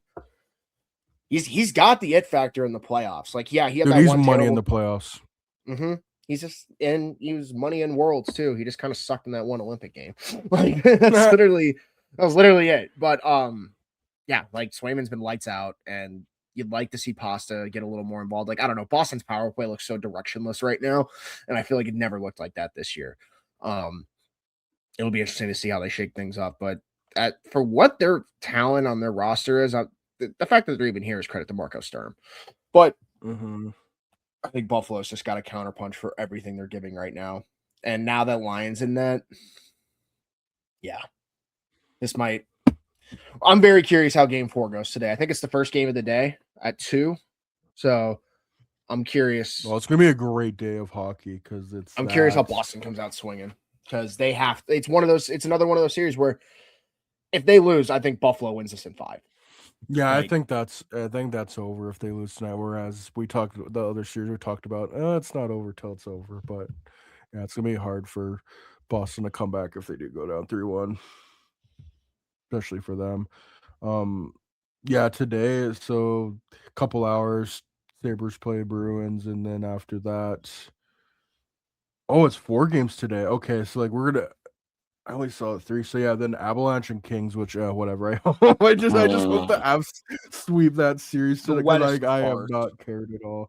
Yeah, and then Eaton good, Lightning and Habs after that, and then Ducks and Oilers. Yeah, it's going to be a good slate today. But, yeah. So, Blackhawks fans, time to watch the Sabres because clearly we're going to get Alex Tuch and Bowen Byram. Woo! Yeah, get excited. Anyways, move to the West. When it'll more like be Logan Stanley and Luke Shen probably.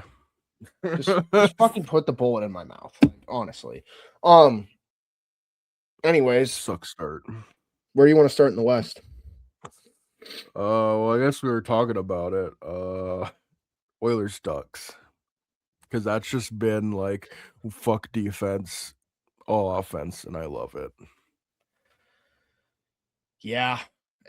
There are 2 teams that are set up to play each other. Like they are shockingly similar with the way they play. It's just they go about it a completely different way. Like Anaheim is all depth, but this is why I was worried about this series, man, for Edmonton. Like Anaheim they come at you in waves, it feels like. Like Gauthier, Carlson, Seneca, Troy Terry's heating up. Like Chris Kreider hasn't even done anything yet. Jacob Trouba has turned the clock back this series. Yeah, him and Lacombe have been nails on the defense. What a concept, putting a Lacomb's been veteran fucking defenseman with demon, your young bro. D-man. Oh my God. Like imagine telling a Ducks fan 2 years ago, like when you had all those young D-men, like Zellweger was super hot. It's like, yeah, Lacombe's going to be the man out of those. They haven't played him, I don't think. Zellweger. No, Zellweger's just out of the lineup and Mintyakov's in and out. Like that's what it's Yeah. turned into now because Lacombe's just the fucking guy and he's their number one defenseman. John Carlson also doesn't get talked about enough. Probably the best pickup at the deadline in terms of what the team needed. Again, what a concept, veteran defenseman with a young defenseman.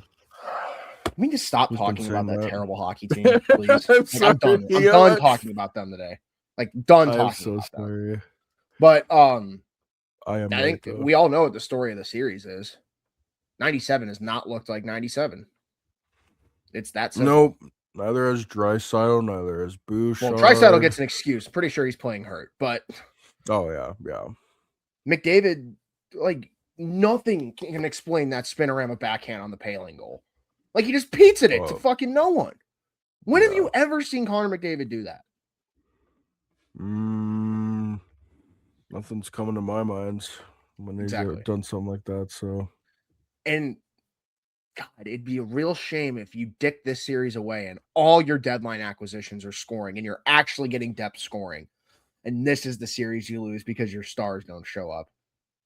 Oh, that'd be a tough one to swallow. That'd be a tough one to swallow if I'm that front office, especially with this Anaheim team. But this is what we talked about at the beginning of the series. Joe Quenneville makes a fucking difference in this series, especially when it's this high octane. He has been in series like this before. This is basically the Hawks and the Canucks back in the day in terms of just scoring goals at will.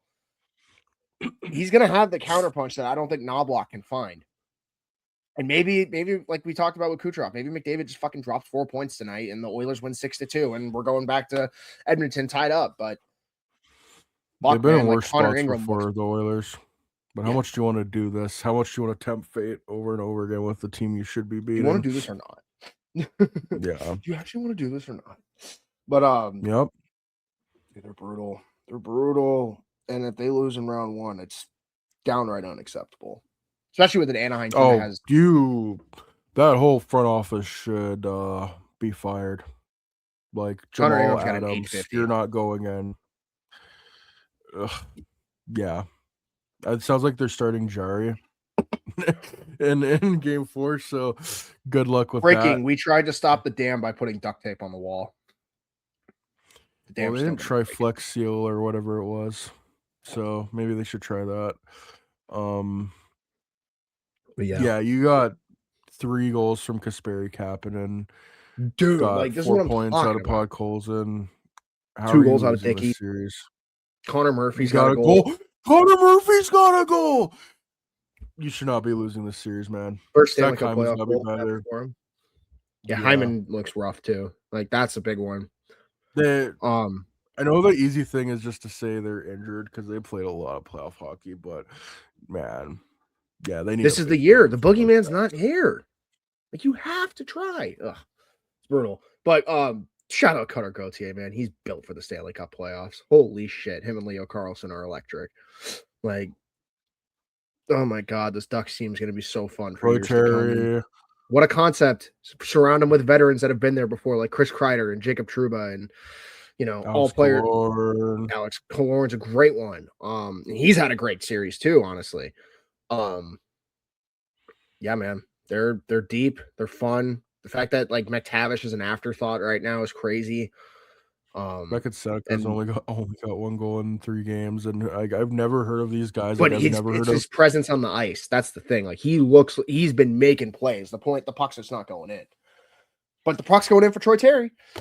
And I yeah, have man, never heard of these 2 players up until like this series. Jeffrey I've never heard Viel. of Jeffrey Veal and Tim Wash. Yeah, Jeffrey Tim Veal Washy. who got a goal. Tim Washy, whatever. Quenneville loves his guys, 4th liners that you've never heard of, and makes them players. Like this is their Peter Regan. Get excited. He's going to put him with fucking Carlson. Oh my God. And Ian Moore. I have heard of Ian Moore, but yeah, I haven't heard of those other 2. But like, this is the crazy part. Like, those stalls look like shit. No, Straight he's been up. awful. But he hasn't been a lot more awful than Ingram, so they're winning. That's all you need brutal. when playing the Oilers. Also, shout out the Oilers and the Ducks. They won my buddy $100 on a parlay. I was like, if you're gonna bet on sports, we're betting on this fucking game tonight. Because there will be goals. Yeah, man. I think that's the most exciting series so far. Like that or Tampa. It has to be. I mean, I guess Minnesota, And Dallas too. That's Dallas been and electric. Minnesota. Two double over, or Yeah. almost two double overtimes. But oh man, got must win for Edmonton tonight. And Yeah, Anaheim was God, rocking man. in Game 3. That place was rocking. Gotta Well, love it. they've been waiting for it, I think, 8 years. And that was their first win, funny enough, against since 2017 when they beat the Oilers. So, or no, they played the Predators. But if they do win this series, their last 2 playoff series wins will be against the Oilers. Crazy. And yeah, not much. And that series like was that. fucking drunk too the whole time. Like, I'm pretty sure 2017. like a 3-goal lead in one of the games. So It was stupid. so much fun. The Oilers went up because I got to go to the games because I had a friend back then whose parents were season ticket holders, so I got to go That's just about awesome. every game. I was there for the Draisaitl hat trick in Game 6. I was there for all the home games pretty much. And Were you there for the they went up. Desjardins overtime winner or Darnay? No, I was not. I was not for that game. No, but it was electric. That first playoff run. Yeah, they were up 2-0 on the road against Anaheim. I think that's the only time they've been up 2-0 with Connor McDavid, which is crazy Jesus to think. fucking Christ. And yeah, then the Ducks come in, tie it 3-3. McDavid had that ridiculous goal where he just deked through the entire Anaheim team. I can't remember if that was Game 3 or Game 4. And yeah, Game 5 was when they were up 3-0, but then blew it with like 3 minutes left or something like that, and then Corey Perry won it in double overtime. And yeah, Game 6 Draisaitl hat trick, and then Game 7 the Ducks won. That's how I remember it. Shout out to Jackson Lacombe. So this was last game. In the 13:55 time on ice, Jackson Lacombe and Connor McDavid were on the ice together at 5-on-5. Anaheim dominated. Shot attempts 27-10. Shots on goal 11-1. Expected goals 1.01 to 0.24. Actual goals 3-0. So yeah, just an absolute beast Lacombe was, and I believe Trouba was playing with him again. Worth every 2 spectrums to the $9 million contract signed this offseason. There's the Luke Hughes and there's the Jackson Lacombe. Jackson Lacombe is probably underpaid now. He got 6 points in 3 games. Fucking crazy. Yeah, I don't think they put him on the Olympic team for nothing. Yeah. And he didn't even sniff the lineup. That's crazy. No. Yeah, but the Ducks have 6 players over point a game right now. Demon time. Only 3 players done. 1 year. That could be us 1 year. And it's Brad Guguzas who's played one game, and then your young defenseman Mintyukov and more. Like everyone has contributed in some way. It's a Joel Quenneville team through and through. Ryan Penguins look great, by the way. Especially on the Star talent and depth, baby. Mm-hmm. Yeah, just imagine if Dostal can like actually be decent. That'd be nice. Maybe we can start Peter Mrazek. Oh wait, he's dead. If Anaheim makes it out of it, could they make it to the conference final? Because I have them going to the conference final this year. Oh yeah, that's right. That's right. Well, you think that. Yeah, if they have to play, if they can beat the Oilers and then you're facing Utah. Dude, them versus Utah would be a shit show. Oh my god. That'd be so much fun. It would be more pond hockey. I would love it. More pond hockey, please. Yeah, I guess we'll go into that series then. Utah and Vegas. Love Carter Hart and the Golden Knights getting destroyed. That's all I will say. Gotta love it. But this is what we talked about with the Mammoth, though. Like this is not a good matchup for Vegas. Like Utah will skate circles around them if they want to, and they have. Also, shout out Mackenzie Weegar, 3 points in 3 games. That traded 3 seconds for him. That's what the picks are for. Like I've been saying, what a concept. I know. Logan Cooley automatically become a player in the playoffs. Also, Kyler Yamamoto has a point a game in these playoffs. What the fuck? Good for him, man. Oiler legend. But like this is a series where Kyler doesn't have a goal yet. This is a series where like Mikhail Sergachev doesn't have a point. JJ Peterka doesn't have a point. Like they are just Nick Schmaltz still doesn't have a playoff goal. Yeah, man, like he's due, man. He's due. But like it doesn't matter because the guys like Gunther and Cooley and Lawson Cross was born to play in the playoffs. Oh my god. Like he's just fucking having a blast out there throwing his weight around. And then it just comes back to like as much as like I wanted to gas up Utah first because I think they deserve their flowers right now. Like they just took it to Vegas. Yes. They took it to Vegas Friday night. They were up 4-0, I think. Like they were just beating them down. But like now we do have to get to Vegas because this has kind of been them all year, if we're being honest. People just kind of forgot for the last 8 games because Torts came in and they won a couple. But like Carter Hart looked like shit last game, thank God. But besides Mark Stone in 3 games, yikes. But like, dude, besides Mark Stone, like, what are we doing here? Like, Jack Eichel, yeah, he's a point a game, but he's been very disappointing 5-on-5. Shocker, Mitch Marner doesn't have a goal. Who would have ever guessed that? I know Leafs fans somewhere are smiling. Thomas Hertl looks like a ghost, and normally he's a playoff performer. He has not 1 assist in 3 games. Like, their power play is anemic right now. Pavel Dorofeyev, does he even have a shot?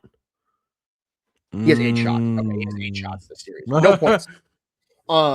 That's your leading goal scorer. Like, this is the point I'm trying to make. Like, they're just not they're not clicking right now. Oh, there he was. He's at the bottom of the page because he had no points. I couldn't find him. Exactly. Rasmus Anderson has more goals scored for Utah than points for his own team. It's rough, man. It's rough. And this is the team that gave up a lot of assets this offseason. Like, they gave up like basically a first for Nick Dowd, and he's been one of their only guys that has performed. He has 2 goals, I think. Yeah, he's got 2 goals. Yeah. So Torch better fucking light a fire into their ass because you're about to go back to Vegas down 3-1. Just might, actually. I mean, you got to, or else that's your job.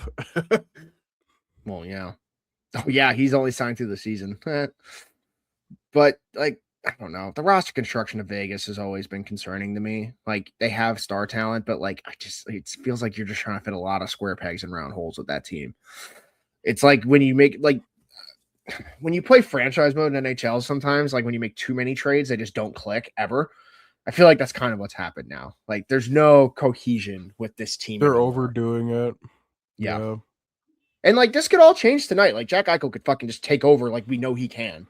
And everything's different. Like Tomas Hertl can be the playoff goal scorer that he's been his whole career. And this changes. You need that though. And I do think it's pretty damning that Mackenzie Weegar is lapping Rasmus Anderson in the playoffs right now. 2 Flames going at it, and he's looked like the best one. And that's another underrated trade deadline acquisition. They gave up 3 seconds for Weegar, and they get Weegar for like 3 more years. Like that's a hell of a pickup by them. And he's got 2 goals in the playoffs. Like, don't sleep on Utah, man. I know you've been high on Utah all year, but don't sleep on Utah right now. They're not slowing down anytime soon. And I love that Logan Cooley plays like a little shithead. It's my favorite because he's pissing off that one. He's pissing off that team right now. Oh, good stuff. Yeah, we're gonna fucking kill you after game 1, and you haven't won a game since. And Cooley just shit all over you. Yeah, bro, that's crazy. Here's a 2-1 series lead. Cooked them.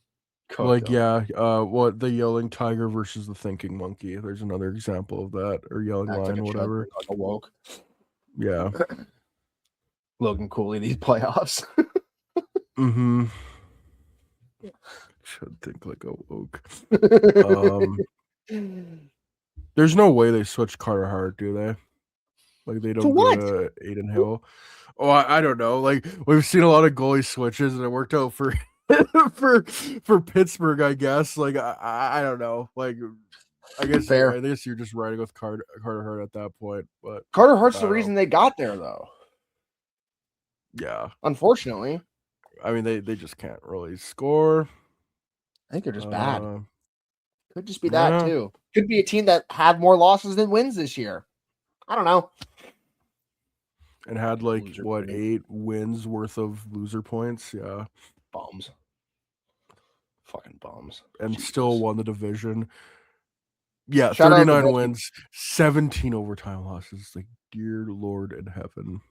Shout out Veggie Milk, by the way. Getting it done, Vimelka. These 916 save percentage, that is all they need. God, the And they're Oilers would fine. kill for that save percentage right now. I think that's what every team needs in the playoffs. If you can do that, you can go far. You're going to do pretty good. Yeah.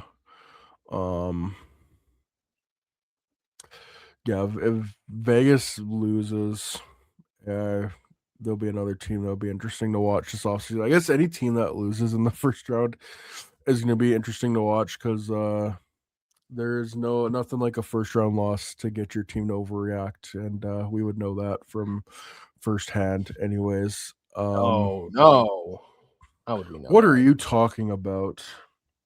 With all due respect, Minnesota and Dallas.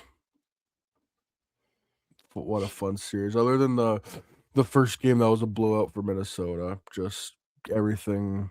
This series has been advertised and more. So much fun to watch.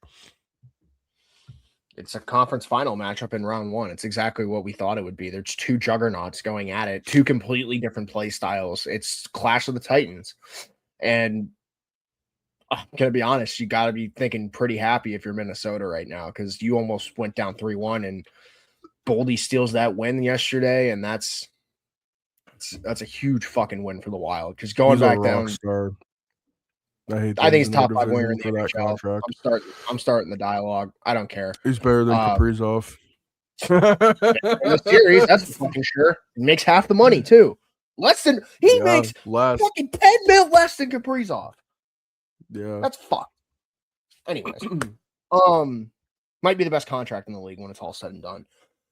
Yeah, he's been incredible. Faber's been a fucking rock star for Minnesota this playoff. Like, holy smokes! Like, Hughes has been what Connor Bedard do that in the playoffs. Yeah, but like Faber's been their best defenseman by a country mile. He's been incredible. Their bottom six is starting to get contributions. Like, he hasn't really had points, but like I've noticed Michael McCarron a lot this series. He's just throwing his weight around. Got a goal. Yeah. And then, there's Dallas's end. Jason Robertson, fucking killer on the skates. Wyatt Johnston doing what he does best in the playoffs, which is to score big goals. Miro Heiskanen. Nobody sucked last year. Yeah, he was terrible. Traded him to the Hawks. It's been a pretty quiet series for Rantanen, in all honesty, and he's still like point a game. He's got 5 points. Yeah, and it's a quiet series for him. That's the crazy part. Yeah. I thought Borks looked good. Like, they're playing with such an edge right now in their game. Like, Duchesne's been a bit of a mixed bag, but Hope Lundqvist is okay. He took that skate to the face. Like, that was ugly. He took that shit right here. Like, that could have been real scary. Ottinger and Wallstedt are just trading good saves left, right, and center. Like, holy shit, Otter had a massive save on Boldy in overtime last night. And then fucking Wallstedt's just the calming presence that they need in that back end right now. Save percentage. Nails. Just nails in that. And like you mentioned, this is a series where Kirill Kaprizov's been a fucking ghost. And you're tied up 2-2. Got to be feeling pretty good if you're the Wild right now. Well, that's more so Wild fans saying that, which I find so funny. 6 points in 4 games, only 1 goal, though. I think they just want a couple more goals out of him. Yeah. And also, like, I just don't think they can complain. Like, you're tied up going back to Dallas, and you probably shouldn't be if we're being honest. So you take what you can get, you roll with the punches, and you go from there. But I don't know, man. Like, they're playing heavy. Tarasenko doesn't even have a point in this series. I think that's noticeable. Ryan Hartman's had chances, but he's been, he needs to really turn it on here coming up. He's got 3 points in 4 games. This series is just going to come down to which goaltender breaks first. And if we're going off of history, it might be Ottinger. He did in game 1. Yep. This series is definitely going 7, though. It's exactly got 7 written all over it, and if it doesn't, then disappointing. Like, I think it's this series. I think it's the Habs Lightning series, and I would even throw the Oilers Ducks series in that too. Like, it's 7 written all over it. If it doesn't, that's kind of disappointing. Or at least like game 6 overtime. It's got to end in dramatic fashion. Yeah, Oh, I mean, the overtime games have been tremendous too. So series has been everything that we've asked for, and it's only fitting that Colorado will get a week's rest beforehand. yeah, I was just gonna say, speaking of great series, Round. again, I just like looking at the time on ice, especially for the defensemen. Dallas and Heiskanen obviously 31 minutes, Lindell 27 minutes, Harley 24 minutes, and Myers just got 21 minutes, Bixel 18, and Lundqvist 16. And then the Wild Hughes 33, Faber's 31-30. Spurgeon and Brodian are getting 22, 23 minutes, and then like it just falls off a cliff. 15 minutes for Middleton and 12 for Bogosian. But again, those are my horses. You're riding them all the way. Yeah, you ride your horses till they fucking fall. Yeah, And that's exactly what Minnesota should be doing, for being honest. yeah. Like what do we even have to say about Colorado and Dallas? Like What a disgrace. Colorado should be doing exactly what they're doing. So like, and if they don't sweep it tonight, my estimation of the Avalanche will fucking plummet. I'll say that. My estimation of the Avs is already plummeted. They should be dominating this series, and they're not. It's pissing me off. And I get it, they're up 3-0, but like this should not. These games shouldn't be 1-2 goal games. I'm sorry. You know those memes where it's like, Obama had this wrapped up, like the election wrapped up by 8:00. It's like Oilers would have had this wrapped up already. Like, that's how I feel about this. It's so bad. There are 6 Kings that have had a point in this series. We're in game 4. Jesus fucking Christ. Blow it up. Blow it up. It's done. We're over. Or like we're done. It's over. It is over. Like, look at some of these names that are playing right now. What the fuck? Jeff Malott, Jared Wright, Samuel Hellenius. Who the fuck are you people? Who are you people? It's the video of that guy who's sitting and like hearing all the rappers listed. It's like, I don't know who that is. Nuke the whole generation. The whole generation. Yeah, Jesus Christ, bro. That's the like, or it's like the Family Guy clip where it's like, each year I'm recognizing less of these games. Grace McLady, Andy Colorado, Purple Stuff, Chad Chattinson. This team's terrible. Like their decor consists of a bunch of old men and Brand Clark. And Brand Clark, yeah. It's concerning. To quote one on Twitter, it is rather concerning, interesting. Panarin, like the only guy with a pulse, it looks like. Even Adrian Kempe only has 1 goal, and Kopitar in his last go things, 0 points in 3 games and a -4. And just the whole defense fucking sucks. Shout out to Forsberg, I guess, 920 save percentage. And like Colorado's playing with their food. McKinnon only has 1 assist through 3 games. Not great. Nichash only has 1 assist through 3 games. So only 1 goal from Cale Makar. Like it's been Arturi Lehkonen, Nick Waugh had the overtime winner. Even Landeskog has a couple. You can play with your food this series. You better wake up next series though, because there's a fucking screaming missile coming from one of those 2 teams. There's a behemoth you are waiting for, and they're gonna be ready to go. Yeah, and shout out to them aren't playing with their food if they come round 2. Also, shout out to Scott Wedgwood. I think his first playoff starts, and he's got a 947 save percentage in them. So, or no, he has played in the past. He played last year and he's played for Dallas before. Okay, well, his first starts then. Yeah, still very good. 72 saves, 76 shots. 76 shots in 3 games. Oof. Yeah, with an overtime game as well. Tough.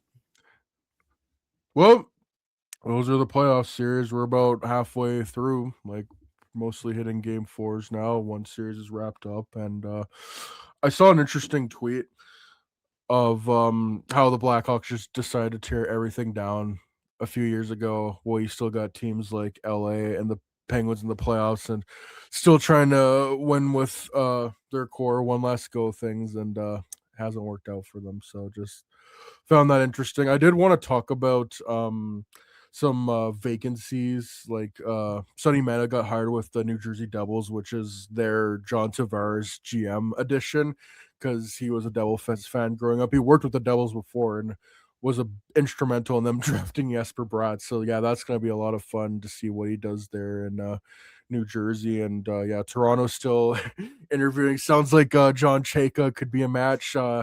First, you had a guy whose family worked in Boston Pizza. Now you got a guy working in Wendy's potentially coming to coming to work for you. So the restaurant business to Leafs pipeline is definitely a thing. And then yeah, Seattle is open right now with Ron Francis being gone. I think he stepped down. But we'll talk about that another episode. We got again a lot of off season to talk about it. So yeah, we'll end it off here unless you got anything else to say. No, I just hope some of these games actually go 7 because I think we're gonna get another sweep. 2 sweeps in round 1. We're due for 7, and I hope. And if Colorado doesn't sweep LA, then you're not going anywhere. Hell yeah! But let's enjoy 4 great games of hockey today. Holy smokes! Oh, it's an incredible slate. 2 to midnight. We're cooking tonight. Let's go. Absolutely. All right, so thank you for tuning in. Give us a 5-star rating on your preferred podcast platform, whether that is Spotify, Apple. Just be like this the rest of the podcast, frozen. Yeah, give us a 5-star rating on your preferred podcast platform. Be sure to smash that like button and hit the subscribe button and notification bells so you don't miss out on any new content. So yeah, for Pierce and Dylan, take it easy, y'all. We will chat another time and enjoy this awesome day of hockey. Peace out, y'all. Please clap. 2 hours on the dot.